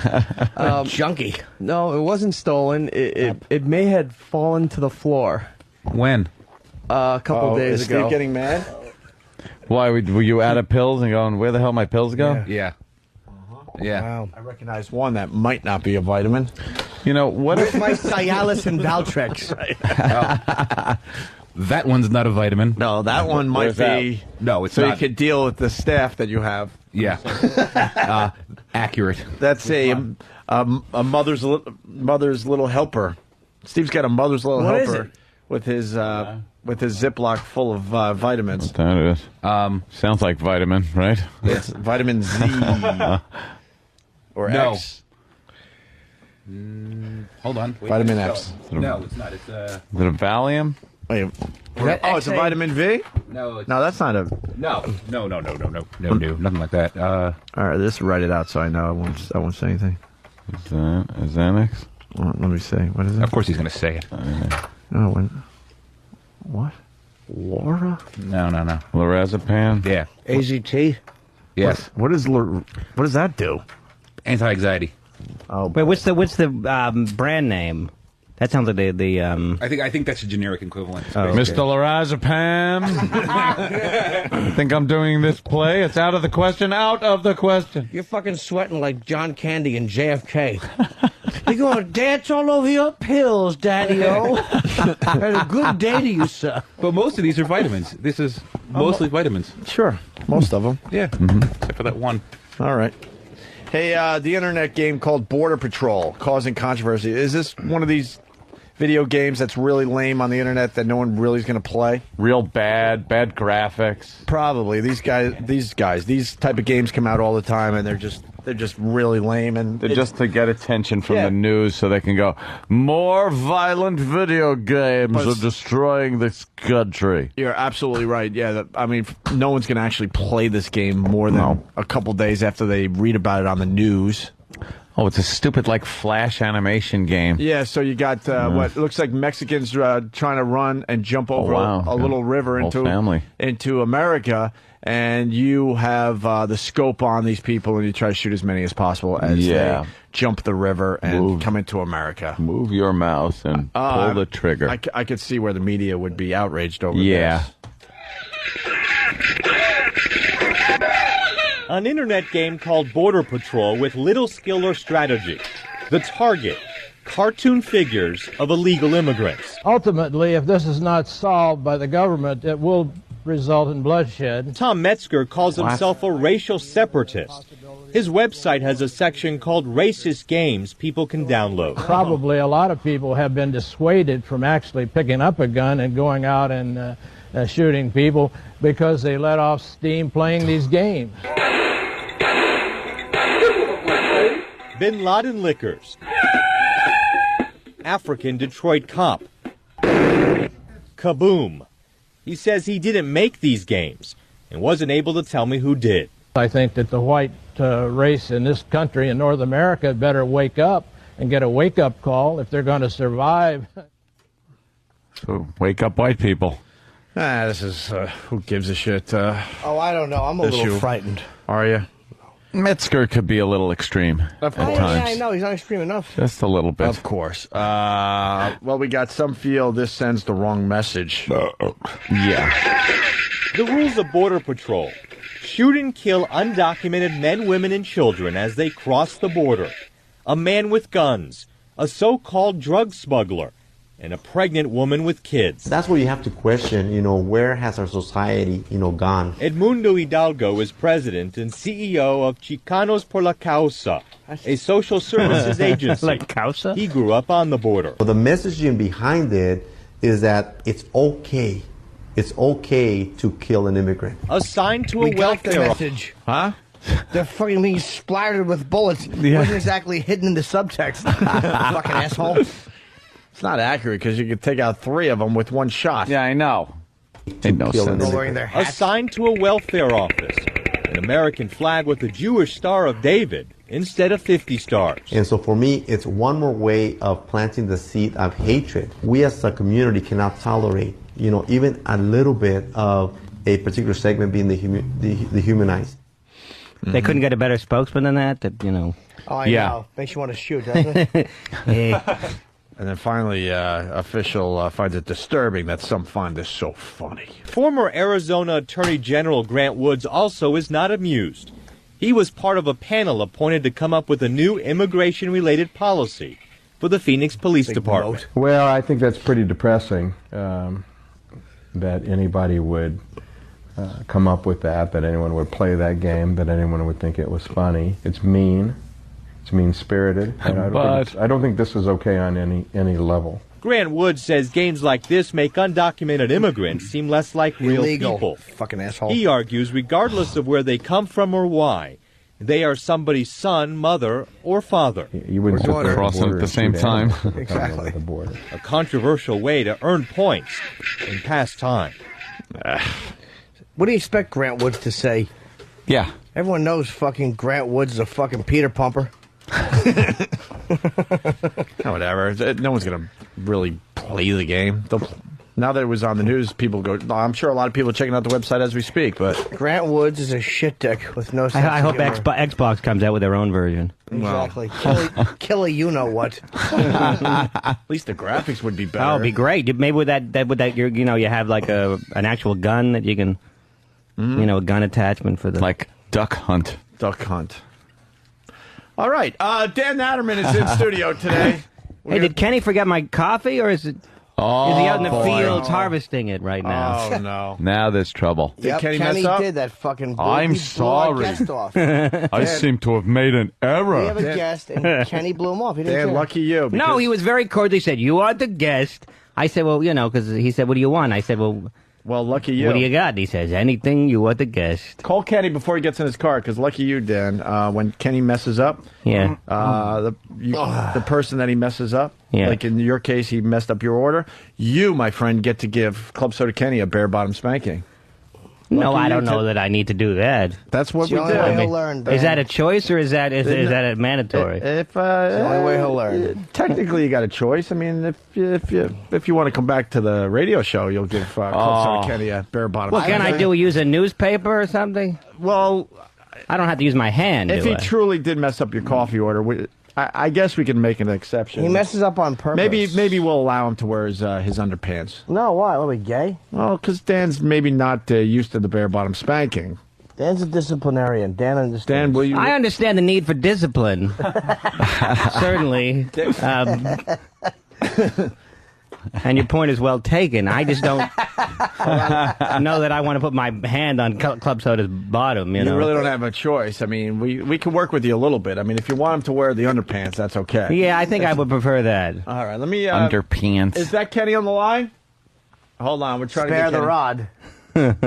Kenny, are you on your way home? Yes, I'm in my car already, and if Mr. Natterman claims I made a mistake, then I guess I made a mistake. But if you rewind the tape, Mr. Natterman told me he was fine with his Poland Spring water. I had initially said that I was fine with Poland Spring, but then I amended that and said... I said ham, egg, and cheese, and because I added the ham, and a cup of coffee would be great. Right. I'm pretty sure that would... the tape would bear me out on that. But, Natterman, you win again. Yeah, I win again. Yes. Kenny doesn't really argue much with people. Kenny, where's your car? I'm sure we can watch your car out front as you come running up here for your bare bottom spanking. No, I'm getting in the tunnel now. Spank me tomorrow. Oh. All right, we're not going to forget. So, Dan, next time you're in here, you're going to get the wonderful opportunity of spanking Kenny as he wears his big boy underpants. Tomorrow you wear a thong to get your spanking. No, well, is Dan coming back for the spanking tomorrow? Because none of us are going to touch Kenny. Well, we'll wait till next time. Next time I'm here. All right, we'll do that. You know, I'm sorry, Mr. Natterman. Well, that's all right, Kenny, but, you're still going to have to get disciplined, I guess. According to beg your forgiveness. Pardon? I beg your forgiveness. All right, Kenny. Great job today. All right, thank you, GH. See you tomorrow. I try to emulate you guys. Yeah. Oh, yeah? All right, sir. Talk to you later. All right. We're going to check out the FU line before we go to break. Thanks for calling the Opie and Anthony FU line. Here's the latest batch of FUs. You have 5 new voice messages. First voice message. Yeah, hi, this is Brian from Glen Cove. I just want to say a big you to my girlfriend for cheating on me last night. I just want that guy to know that that bitch has herpes. Next message. Hey, this is a big you to Fox Network for cutting the commercial during a Yankees-Red Sox series 2 pitches from the end of a game. Thanks, guys. Next message. Yeah, I just want to send a big F-U out to my mom's uterus or ovaries, whatever the hell else brought me here into this freaking hell with my fat bitch wife and my annoying kids. You, Mom. Next message. Yeah, I want to give a big you to the methadone clinic for not giving me my dose this morning because I blew a .004 in the breathalyzer. You. Next message. Yeah, good morning, fellas. I want to say a big F-U to the Pope because I'm stuck in bumper-to-bumper traffic. Hallelujah. End of new messages. Call the Opie and Anthony FU line. 866-FU line 1. That's 866-FU line 1. Thank you and goodbye. Oh, a little wizard. I like that. Wow. Did you play this during your music hour there, Jimmy? I did not. Where's that audio? I did not.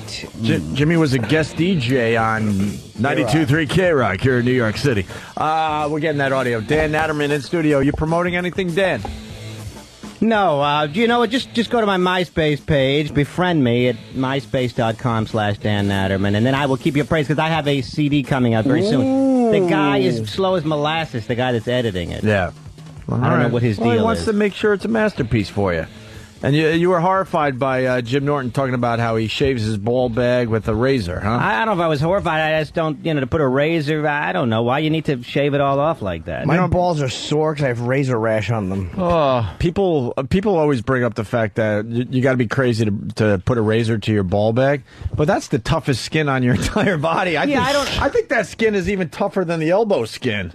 You could do all sorts of crap to your balls. Depends on the temperature. You're not going to get cuts and nicks and bleeding down there for the most part. It's like shaving a beehive. I've cut my balls with the razor before. Really? It's like a little thin slice off once. Does it bleed good? Ow. Yeah, a little bit, but then I had to put aftershave on it. It burns. Yeah. Aftershave? I took the razor and I just... You smack it? A little electric shave? No, I took the razor and I kind of put it over the head of my cock and went sideways on it, like with the shave razor. Yeah, no, you didn't. Yeah, you got to. You got to. Or paper cut your pee hole. That's always fun, too. But I was giving Jimmy advice, because Jimmy's been bitching about the fact that his balls are aching all day, and he went over the area too many times with the razor. Yep. You got to get a brand new razor, and you got to do it once, maybe twice. You got to concentrate. What about using an electric razor for that? No, area? I'm not hairy. What are you, a rookie? I would shave and then punch.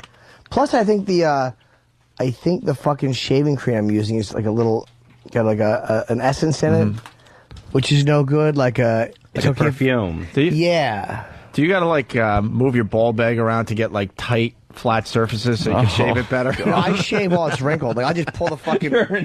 I hold the cock up and I just go right through. I pull the ball back all the way up and so I could shave the underside. Like a bat wing? No, I don't do that.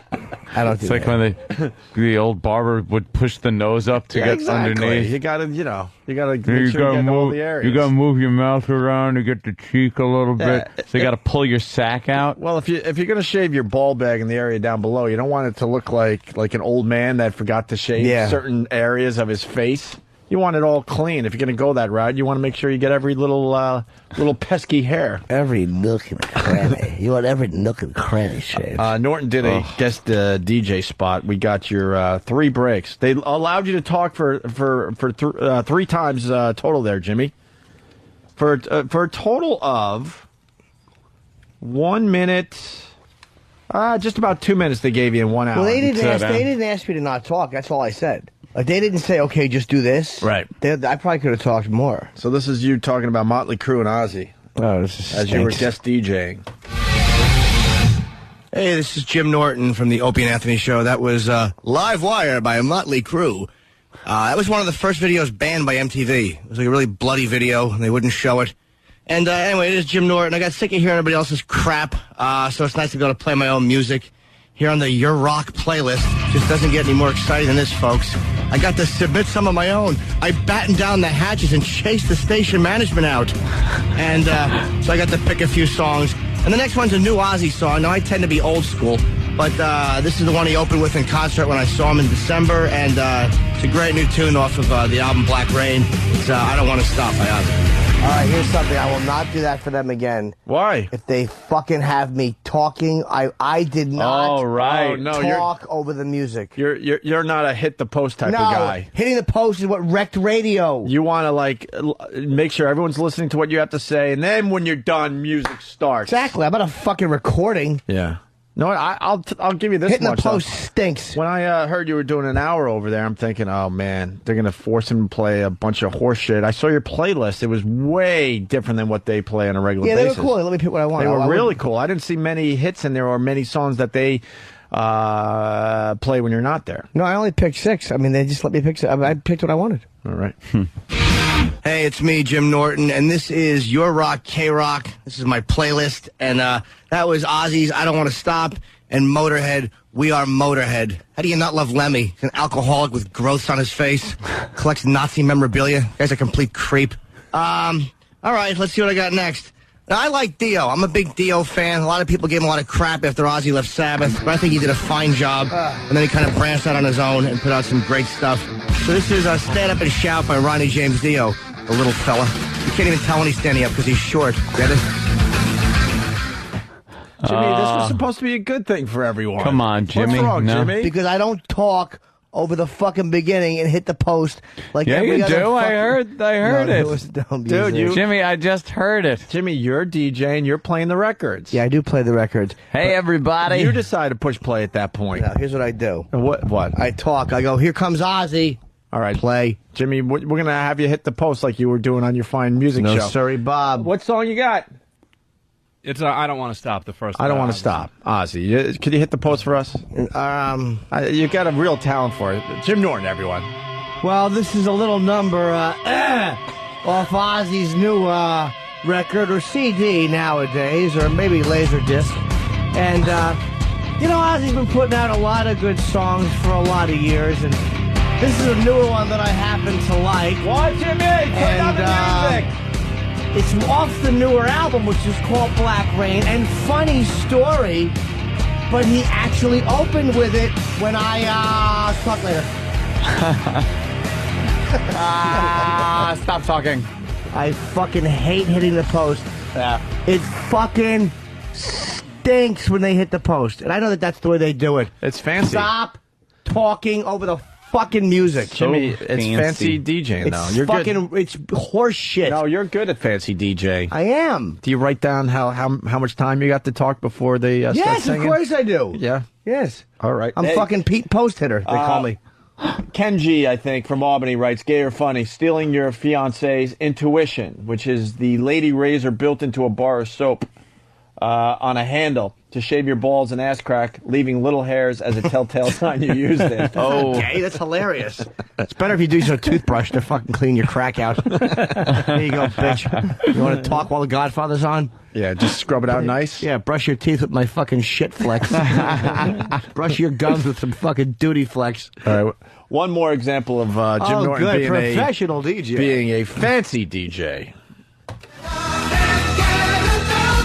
Oh, yeah. Hey, Jim Norton again. This is my Your Rock, K-Rock playlist. And it was Dio, Stand Up and Shout, and Kiss, off Dynasty, I Was Made for Loving You. Now, a lot of people thought they were sucking up to the disco theme in the country, but I liked it. I think it was the last album they all did together that was worth anything. And they did The Elder, which, just blew. And I think I got one song left to pick, but I'm going to be hanging around all day just kind of trashing other people's rotten little Your Rock, K-Rock playlists here on Your Rock Monday. You get the Your Rock theme, folks? Here on 92.3 K-Rock in New York. Oh, the Rock of New York. This last one is Judas Priest, Electric Eye. Great song to work out to. I work out to it all the time. Although I don't work out like Rob Halford with another man's chin in my back. So it's Electric Eye by Judas Priest. That time they started the music right over your punchline. Of course they did. Fun of his homosexuality. Of course they did. Right where the punchline is. Listen, I thought they were going to do the right thing and allow you to just talk and then start the music. But they get all nervous. They're like, oh, my God, too much time without music being played. Listen, Jimmy gets to the punchline just as they start the music. 2-3 K-Rock in New York. Oh, the Rock of New York. This last one is Judas Priest, Electric Eye. Great song to work out to. I work out to it all the time. Although I don't work out like Rob Halford with another man's chin in my back. Oh, so it's God. Electric Eye by Judas Priest. Oh. They obviously know timing and humor over there. It's fucking. You couldn't have thought of a worse place to start that song than I right could have when thought they of a did. better one after I was done talking. Hit play. Yeah. Or at least if you insist on doing it, allow the punchline to hit. It's not the way it is. What they're and this is not just this is all radio. Mm-hmm. It fucking ruins the music. People have to fucking listen to enough commercials, and they don't want their fucking music fucked up by somebody babbling over it. Blah, blah, blah, and then vocals come in. Like the beginning part was, they didn't even intend on it being interesting or be slightly listen sloppy. Have fun. Yeah. All right, let's say hi to Kevin in New Hampshire. Kevin. Good evening. Hi, Kevin. Hi, how you doing? Good. I know I'm late on this conversation, but I wanted to talk to Jimmy.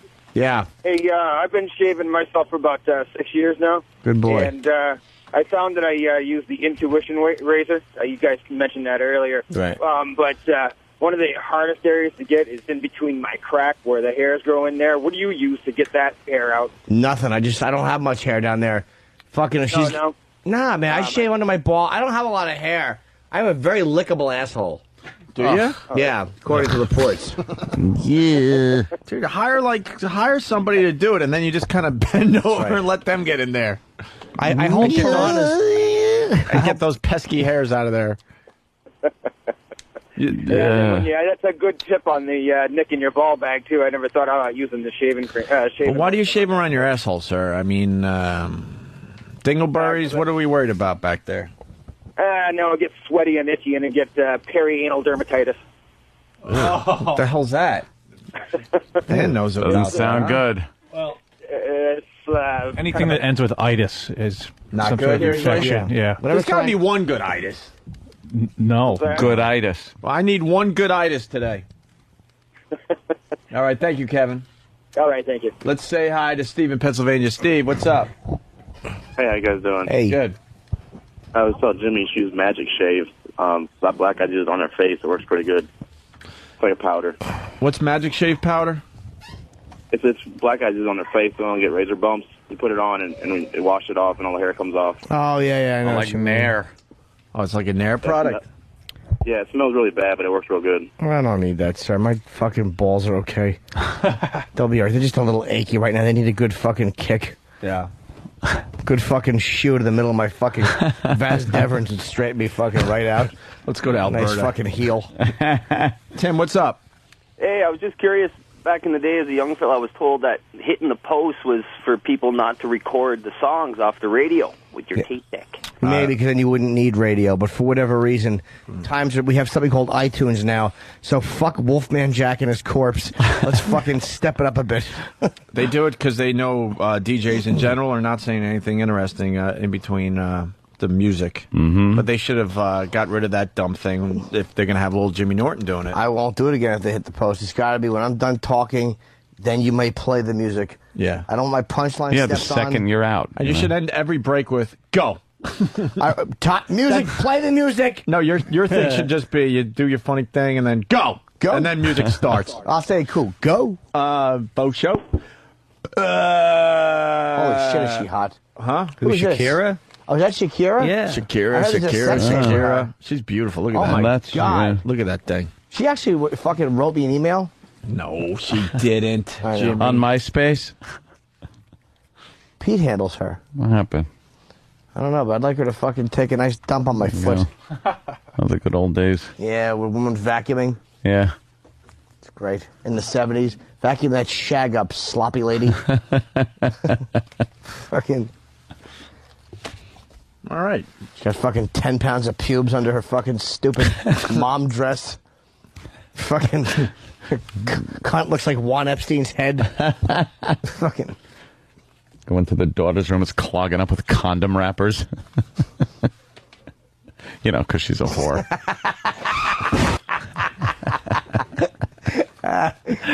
Oh, I hate golf. I hate the Flintstones. It's not a funny show. The Flintstones was great. No, the Flintstones was great. The way they used animals for everything, you know. And Yeah. Flintstones stunk. The sink was they an used elephant. Yeah, but you know, you never saw like Wilma using like a rattlesnake for a vibrator. No. That would have been interesting. Or a cobra as an asshole cleaner. Why? It's a living. It's a living. They'd always say, "It's a living." It's a living. With the bird that they. The record bird's player. beak that they use as a record player. It's a living. And the camera was another bird. Yeah, He it's had another bird. He had to chisel the image in stone when he took a picture. What do they used to wipe their assholes with? A fucking dodo bird tongue? The show stunk. I never saw riding him take a dinosaur. dump. Yeah, they can't take dumps on It's an cartoons, amazing concept. Fucking stupid one-piece outfit with a tie. They're cavemen. Exactly. Barefooted assholes. Well, why aren't they like Of course. running around fucking each other doggy style? Yeah. Kids throwing the dinosaur around. What a bunch of bullshit. What, do you like the Jetsons? No, they stunk too. Oh, they were horrible. I didn't like them as much. I love the Flintstones. Hated all of them. I liked fucking Bugs Bunny because it was gunfire. Yeah, Bugs was good. And the Roadrunner and Coyote because he'd never catch him. You ever see No? that? I hated Woody Woodpecker, but you remember that Wally Gator dude? Yeah. He was great. He was always trying to like fool Woody into cooking him. Like you put him in the oven and say, "Oh, it's an elevator. We're gonna turn." You know. Yeah, we're gonna go to floor We're gonna go 450. 452. Yeah, they were always trying to eat each other in those cartoons. Sylvester and Tweety. Always trying to get a mouthful. That's great. Was anybody not rooting for Sylvester in the Sylvester and Tweety cartoons? I know. You just Tweety knew it was wasn't going to work horrendous. out, though. You didn't think he was cute? No, I didn't find him at all adorable. No. Big head. I was rooting for Tweety. You're a fruit. No, because if there's Sylvester ate him, there'd be no more show. I wanted them to just, like... It's fucking Tweety, man. Yeah, it's funny. Who the fuck is Warren Jerome? Fucking bad boys. It's fucking Tweety, man. Yeah. Draws a little Whoa. fucking bird flying over the wall. You Viking. mean the fucking racist, fucking rapist. Yeah, the fag rapist. Stuck his dick in the younger lad, and then they high-fived before he got his fucking teeth knocked in with some soda cans. Yeah, I don't think anyone cared if Tweety got killed. No, actually, Tweety was a diplomat. It's fucking Condi Rice, you assholes. It was fucking Tweety. It's a bag of shit who got out of jail and tried to rob a place. Who the fuck is Warren Jerome? It's great. It's good. I'm doing a fucking... This movie is 26 years old, and we're talking about it like it's still in theaters. I don't even know what movie you're Like talking about. it's still in theaters. The movies that were made with the same name are old. Yep. What Bad movie Boys. you talking about? But The not original. The yeah. one with Sean Penn? No. Yeah. Yes, and yeah. Isai Morales. Oh yeah, that was a good Jeff movie. but- Spicoli goes to but prison. The people used to tell me I look like Horowitz, though. Oh, wow. Oh, really? Yeah. Which was very disturbing. I love the music he's dancing to when he gets his fucking face blown off the Viking. And he puts the boombox next to his. His head, and he's snapping his finger. shit! Oh, What the zips? fuck did you put on? Oh no! Is it? What is this? That's holy shit! I'd That's like to thank Steve for contribution to the Opie and Anthony radio show. What is it? Looks Oh, like good somebody squeezing some sort of pus out of. out of his I chest? can't look at that. Holy shit! Would you sniff that? It's probably a cyst. Yeah, look at that. I can't even look. It looks like cottage cheese. I can't fucking look. What is it? Why? Because it's pus. It's so disgusting. Oh, come on, to me. Ed. Is it Nope. pus? I think it's pus. Oh, God. You know how bad that must smell? Turn that shit off. It probably smells like a fucking rotting flesh. Oh, God. Do we have an explanation of the video, what it is? Nope, it just says milking the old pus udder. Oh, look at that. Look what made it to the American paper towel. It's like when people degrease their pizza. Fuck, why did I look? Fuck. God damn it. Steve's saying it's a chest zit. Yeah. No shit. All right, we got... Is that still on? Because I can't look in that direction. That's time. Oh, God damn it. Oh, you got me again. You got me. Where's Sam? He brought in some Ilsa. Is it called Ilsa? I think so, yeah. Ilsa audio today. The Wicked Warden. We were talking about this last week. You like prison bitch movies there, Dan? Yeah, you know, I do like women manhandling other women. Yeah. The problem with that is oftentimes I don't like with like the ball gag and all that nonsense. Mm-hmm. I like when a woman's just manhandling another woman and making her, do it. Her So bidding. you're a big fan of the prison bitch films then? In the laundry room. Caged Heat and all that stuff? Yeah, I don't think I've ever seen one. I'm just talking about whatever I can drum up on YouPorn or whatever. But What would you want one girl to make the other girl do? yeah, whatever it is she wants her to do. The problem is lots of times you see that kind of thing in porno or whatever, and they're not taking it seriously. The woman that's being forced is kind of giggling because it's just an act, Right. which kind of ruins it for me. You don't want that to be It's like an act. take this shit seriously. Yeah, I'm with you on that. Sam, what do we got today? Well, it's like a prison bitch movie, but it's instead of a prison, it's a clinic for prostitutes and overly sexual women and lesbians. Is it a real place? No, it's Ilsa, the Wicked Warden. Ilsa? Yes. From the Ilsa series? Is that a Yes. black guy? And she is like a German woman who, in one movie, commanded the SS, and in one woman commanded the harems of the oil sheiks. Right. And in this movie is the warden of this prison-like asylum. And so Asylum? Yeah. And so I brought in some audio clips of said film. The film starts out extremely tense as the doctor gets into his car and Abby Phillips pops out of the backseat and holds him at gunpoint. Yeah, Who's Abby Phillips? She's the main character of the film. Ah, yes. We were talking about the plots of the movie and whether they actually mattered, and comparing the nude scenes. So I figured I'd bring in some of the just straight acting. Right. So we could... All right. How's the acting, Sam? It's terrific, It was right? tense, very tense. Don't move or I'll shoot. Uh-oh. What do you want? You must answer a few questions before I tell you what I want. It's good acting. It sure is. Signed by Fine. Western Union? If you made a request to have a patient committed, would they take her in at Las Palomas? To have treatment? It's no problem to get in. I want you to commit me as one of your patients. But you're mad I would never do that. Yes, you will, or I'll shoot you, understand? That's great. She means business. Because she jumped out of the back seat, and he's just thinking he's going to drive, and all of a sudden there's some woman with a gun at his head. Yes, I will. I shoot you, understand? That's some great acting. Yeah, that's the problem. You can't get decent actors to be in these things. What films did she go on to do after this one, Sam? I don't With know. acting like that, she must have won an Oscar sometime in the early 80s. down the road. I actually think she retired on top. Yeah? And just didn't do much after this movie. Is this a new movie? No, it was made in 1977. Mm-hmm. More of the plot of the film is explained through subtle methods of acting. Why in the world would you want to go there? I would like to stay 1 or 2 months in this clinic. It's very simple. After that time, you could get me out saying it was a diagnostic error. I want to find out what really happened to a girl who perished over there. What's more, I'll bring you information as to what's going on in the clinic. Finally, you'll have the reliable witness you require. You are capable of that? Mm-hmm. Do you realize what this would mean? Yes, I know. You love this person very much. Who was she, I wonder? She was my sister. My big sister. Her name was Rosa Phillips. Rosa Phillips? Really? You don't need that gun. If there's anything I'm able to help you with, I'll do it. Ooh. What a connection these two Wow, have. yeah, the chemistry there. How did Rosa On Phillips, screen. Rosa Phillips and that guy must have had an involvement. Well, yeah, he had run into her previously. She escaped almost from the asylum. Rosa did, but and showed up at his doorstep with like bullet wounds and stuff. But, Oh, good. But she ended up back in the asylum. Right. And so this is her sister, Right. Abby, who wants to now get into the asylum to find out what happened. Is the sister dead or alive? You don't know. We don't know. Oh, but sad. so Abby's kind of going undercover into this asylum? Yeah. Ooh. Deep cover. All right, here we go. Abby gets to the asylum and receives her uniform. Yes. Put that on. I would like to have some panties. Not here, you don't. Go bare-assed. We like to see all four cheers. Cut that out. You know you love it. Listen, look at the number on your left nipple, dear. Yes, look carefully. You know it? Yes, 41. From now on, that's your number. Forget your name. You're not allowed to use it.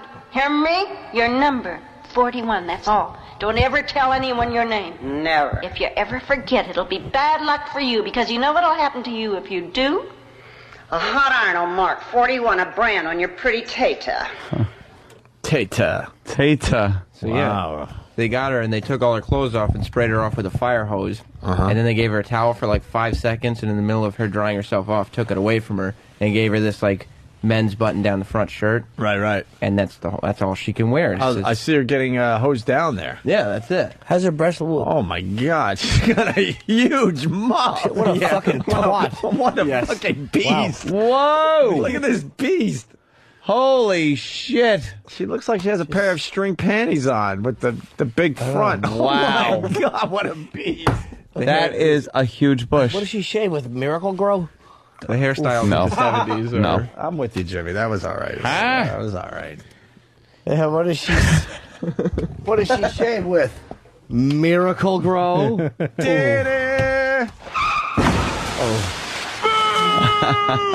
Well, now it's getting interesting because now Ilsa talks to Abby about her first sexual experience now that she's in the asylum. That bush should come with a John Denver album. Why? I don't know why. Isn't that from the same era? 70s. That's good, yeah. Plane crashed into it. That bush should come with juniper berries on it. That bush should come with little Africans hiding in it. That bush should come with birds flying out of it. I knew I got greedy. You know, one in the hand is worth two in there. Okay, got a couple of chuckles that from was outside. pretty good. That should come with Peggy Lipton and the white guy because it's Link. It's big afro. Oh, we must know your most intimate thoughts. Oh, it just happened. I don't know how. The weather was so hot. He was mature, almost like a man. But his face was so smooth. Sam. He put his sex in my hand. It began to throb and grow large. Then it touched me. It was impossible to resist. Then she realized he was shitting in her hand. It was so brown and warm. And it wrapped around my wrist like a question mark. So I ate it. Impossible to resist. And that was the first time. What followed? There were more. Though I don't remember.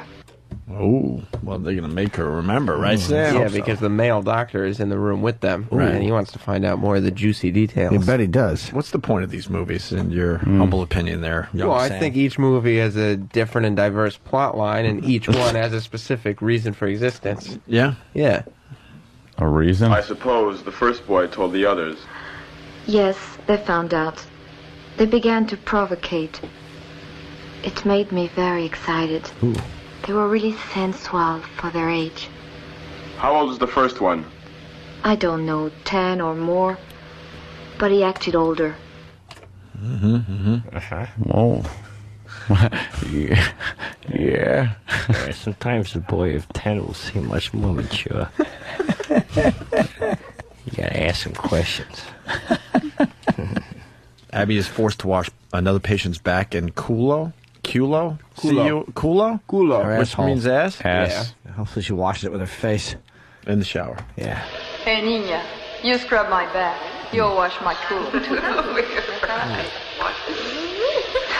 Hurry up and do as I say now. Get moving. Skin is perfect as a feature. Fucking bossy And with my a dirty culo? asshole. I'll make you wash me a lot better than that. I told you to scrub my culo.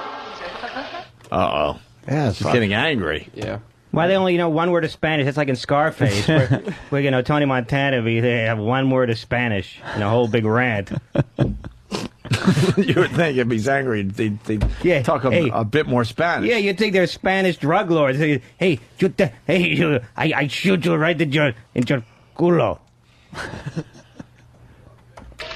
Frank Lopez, he's a, I don't know, whatever they would say. Oh, that's what I like. Keep it up. Get it in there. Don't stop now. Make it worth my while. Damn. That's it in the culo. Tickle it there. I love that. It feels so hot.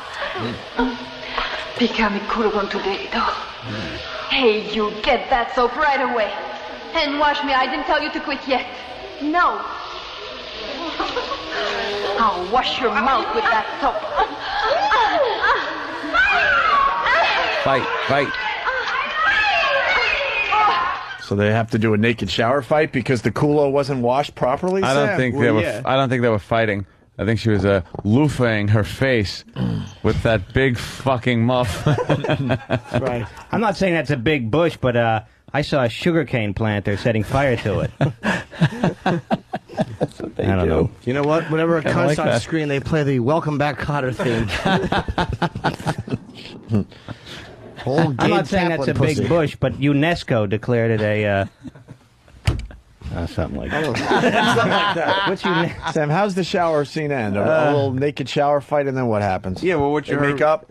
They don't really even make up. They just kind of fade off into another scene. Is the next scene, which is what? Ilsa brings Abby in for treatment? Well, that's the next best scene, yeah. And she squirts acid into her vagina, then teases shock therapy. Well, that's the big Wow. tease, yeah. Wow, let's listen to this. You'll have to change and cure both these problems. We have ways to turn you into a peaceful dove. The pity we must cauterize this. Very authentic What are language. you going to do? You'll see, my I told you no kids, man. No fucking kids. No. We'll insert this acid, and it will calm your inexhaustible need for sex. You'll burn, but not with passion. No. You put acid in your pussy? Oh, yeah. No. He's the musical director. That guy's right on time. Nice. Talking hot dog time. Yeah, it's the music. Shock therapy will calm your nerves. Ugh. What happened, Sam? And then she has to go through shock therapy. I mean, it's not, the audio wasn't there, but... Oh, you just like the part where she got acid in her vagina. Well, that's the big get, I think. Yeah. All right. And then Abby talks to the inmate whose asshole she washed. The inmate is on the toilet with the runs. Well, yeah, because that's they got into a big fight before, but then she finds out that inmate might have information about her sister. So now she has to go find her, Cool. and she Yeah. happened to be on the toilet just squirting out shit. Right. I want that head so clean the Virgin Mary herself would be proud to take a dump in it. Well, you made it finally. And you brought your friend. You wanted to talk to me? With these struts, I'd better not move. Before I tell you my news, I have an account on record to settle with you. Where is it? Well, don't keep me in suspense. Tell me. Be patient, I'll tell you. As soon as you have asked for my pardon. I'll do anything you want. Please Oh, boy. forgive me. I'm sorry we had that Anything. argument. But tell me. That's not enough, bébé. You won't get away with an apology. Get on your knees. Lick my boots now. I mean it. Come on. Well, that's not that. That's a start, Ope. Yeah, that's easy. Yeah, but she then can do that. She does it, and then she's like, And then you know what? what? And It's then not what? enough. And then It's what? not Really? enough. It's not enough. Uh-oh. Will that be all? No, when I ask you to wash me, you refused. You'll make up for that. And would he offer you his Wipe throat? my culo. Yes. Wipe my what? Culo. Culo. Making her, Another ass. Wipe the asshole. the paper? Say ass. I told you no culo, man. No paper. Wipe my culo. It's like newspaper.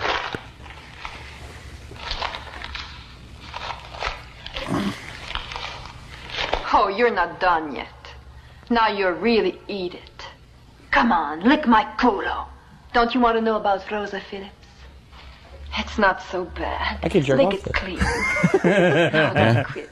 Lick my shitty ass. Yeah, I can jerk off this. Look at Jimmy. What, Jimmy? Leave it to Jimmy to find exciting. She's And getting her fucking asshole licked clean after newspapers wiped it while she shit. Like, I'll give you information about your kidnapped sister. I'll lick the shit out of my ass first, trooper. as she's licking it, she's looking at pictures of Dondi. It's an old comic.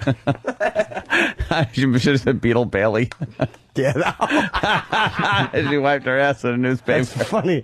Marmaduke. Hold on. I'll lick your ass. I just want to see what Brenda Starr's up to. Hold on, can you move that corn off your cheeks? Fucking, it's blocking Kathy's punchline. Peanuts. Read it to me. No, I mean in your shit. Oh my God. Bad. Lick it clean. No, don't quit. You're doing well. Whimsical.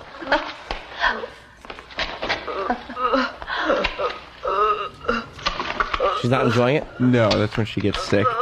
She gets sick from the shit eating? Yeah, she finishes her her culo eating. Yeah, and then, culo eating. and then runs over to the other toilet to make those sounds, which I guess signify that she's puking. Oh. No. Why doesn't she puke for real, Sam?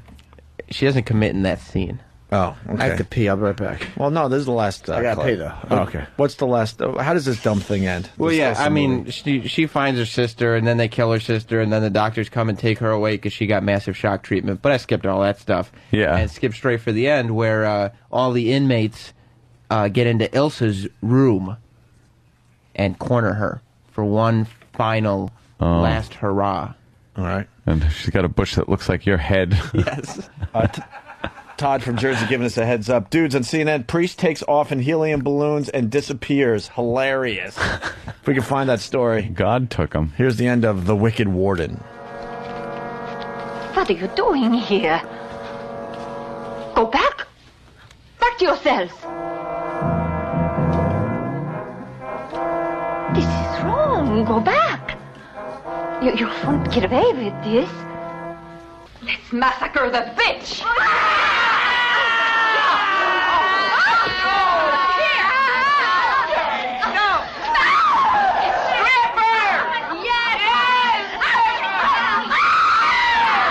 So they all get along in the end there, Sam? Yeah, it No. sounds like a happy ending. They all get along and get rid of the wicked warden? All the inmates, they sent her around the warden and bite her and tear her to shreds while the warden's assistant films it from another room so he can sell it to some guy on the black market. Oh, really? Yeah. And did they kill her? Were they all naked when they were killing the wicked warden? No, they just had their shirts on. They can't wear panties. Could you still. see their heinies? Oh, yeah, the whole time. So they got their heinies exposed and their big, huge bushes exposed? Very much. As they're killing the wicked warden? Yeah. Very How about nice. their And they're fucking- ripping the warden's clothes off, too. Very- Of well, course. of course, you got to do that before Yeah. you kill her. How about their boom boom Washington pussies? What were they doing? Pretty boom boom Washington. Excuse me, let me lick Lawrence Hilton Jacobs' face before I fucking brain you with this soap. Brain you. Someone suggesting that you don't have to pee, you have to go jack off, Jimmy, and that's why you had to leave. I would love to fucking clean her hiney with newspaper first. Yeah? Yeah, give it clean. Lick my culo. And then lick the culo? Whatever you say, madam. Yeah, it's got to be cleaned. Hey, you can keep my sister. I'll just. Exactly. Don't tell me where she is till tomorrow. Or maybe there's a ruby shower coming. We're going to wrap up the show next. So, Oh, good. So go pee, Jimmy.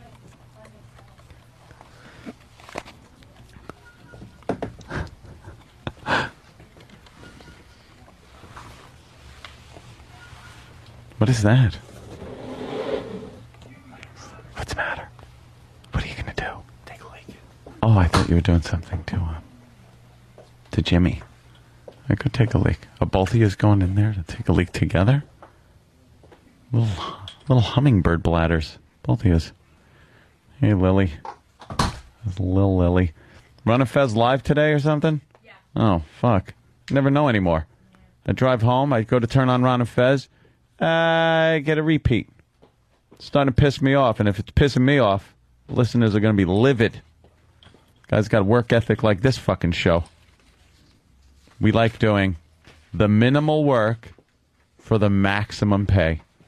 That's like the life's goal of everybody, isn't it? You only do as much as you really need to. And everything else, you don't do. It's like in Office Space where he says just as the We bare on the air? Is minimum. this a break? Bare minimum. fired. I'm not sure. Oh, this is on the air. Oh, okay. Good. All right. Yeah. Kind of had that break vibe to it. Well, yeah. You're just saying that because half Well, of the when show half, left. well, actually, when 2/3 of the show leaves, you would Yeah. assume that any normal radio show would go to break. Right. But we're not really. Sam, a have I normal met radio you show. before? Are you an intern here? Yeah, well, sort of. What's the matter, you like him? You want me to hook you up? No, he seems like a nice enough fella, an affable enough Joe. He's a sarcastic. But with fuck. the afro though, that's an interesting twist, isn't it? On a white guy. Yeah, well. That's debatable, by the way, the white guy thing. Well, you part black. Yeah, I've been told by this show. Yeah, he see, the thing is, he traced back his genealogy, and he's related to Thomas Jefferson, and this is true. Yeah. Are you really? Yeah. And, Jefferson's got two camps of people that are related to Thomas Jefferson that when the reunion gets together there in Washington or Monticello or wherever the fuck they meet. Right, the blacks and the whites. Yes, there are definitely the blacks and the whites.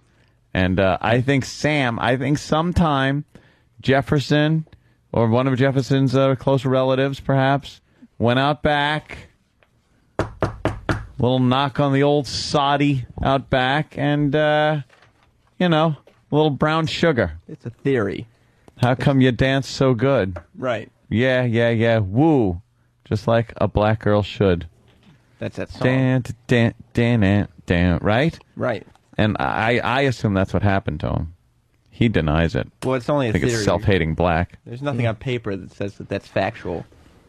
You trace back everything on whose parent was who, and that's how. There it is. Here's your song, Sam. That's my brown sugar. Wow. This is what Thomas Jefferson was doing. See, what Jefferson was saying was, we gotta have sex with these slaves pronto, or we'll just be bogus too.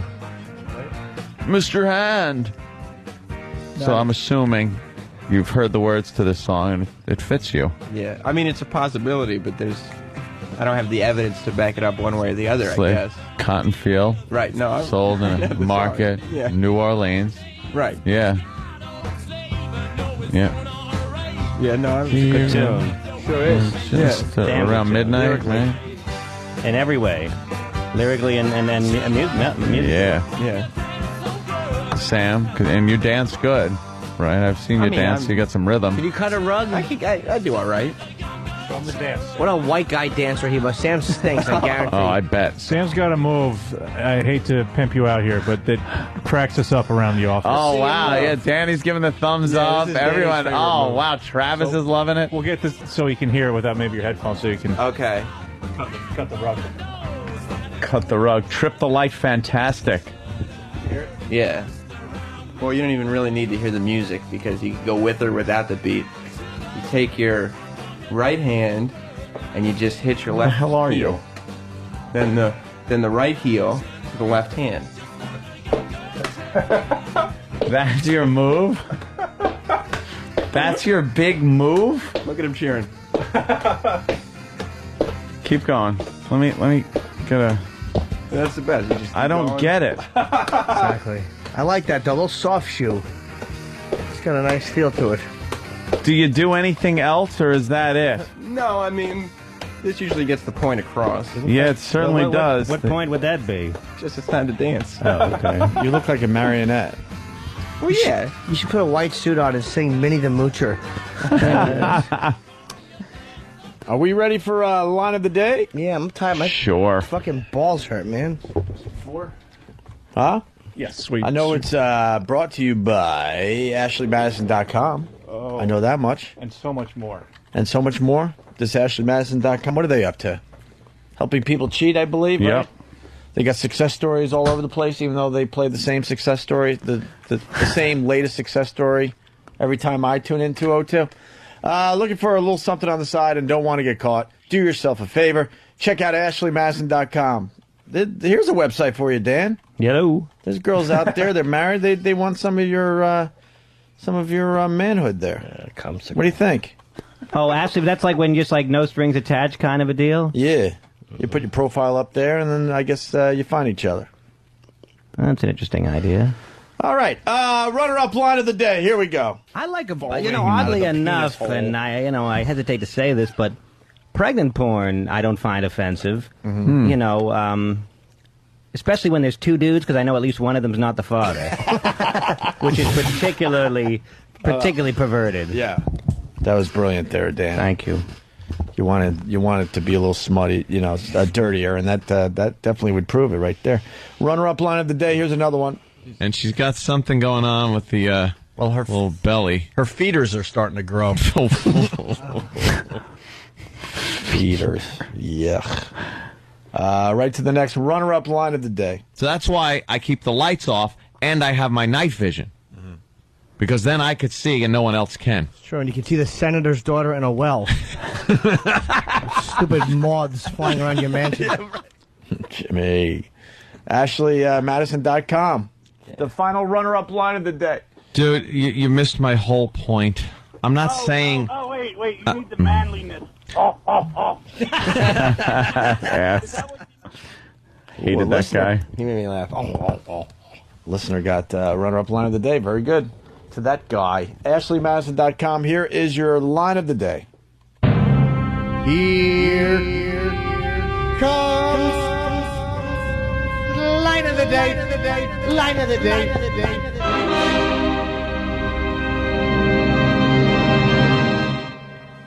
We were raised on a farm. I was raised on an apple orchard. Yeah, you're apple. Jimmy, go take a nap. Look, that couch is waiting for you. Watch An apple orchard. Go rest your head for a little while. It's all Jimmy had when he was growing up. That's right. I would just think of starving people, and I'd hit apples with bats.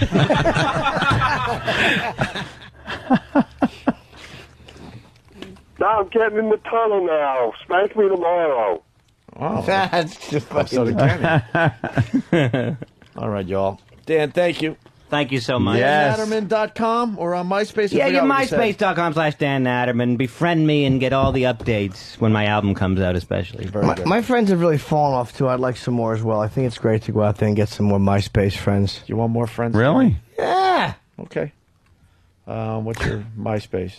MySpace/Dane Cook. No, Dane has got about a big bunch of friends. He's got a few. I want to catch him.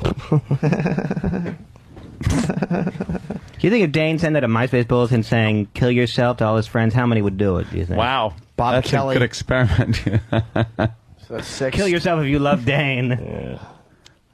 Yeah. There would have to be at least one or two. Someone has to be nutty enough to do it. MySpace.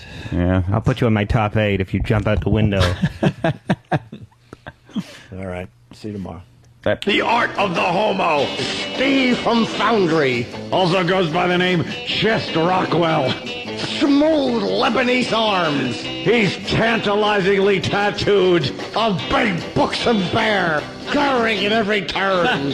That's terrible. He's sorry. He may say no, but you'll be saying yes. Chest shaved as smooth as a baby's bottom. Tantalizing turquoise rings. Martini Steve.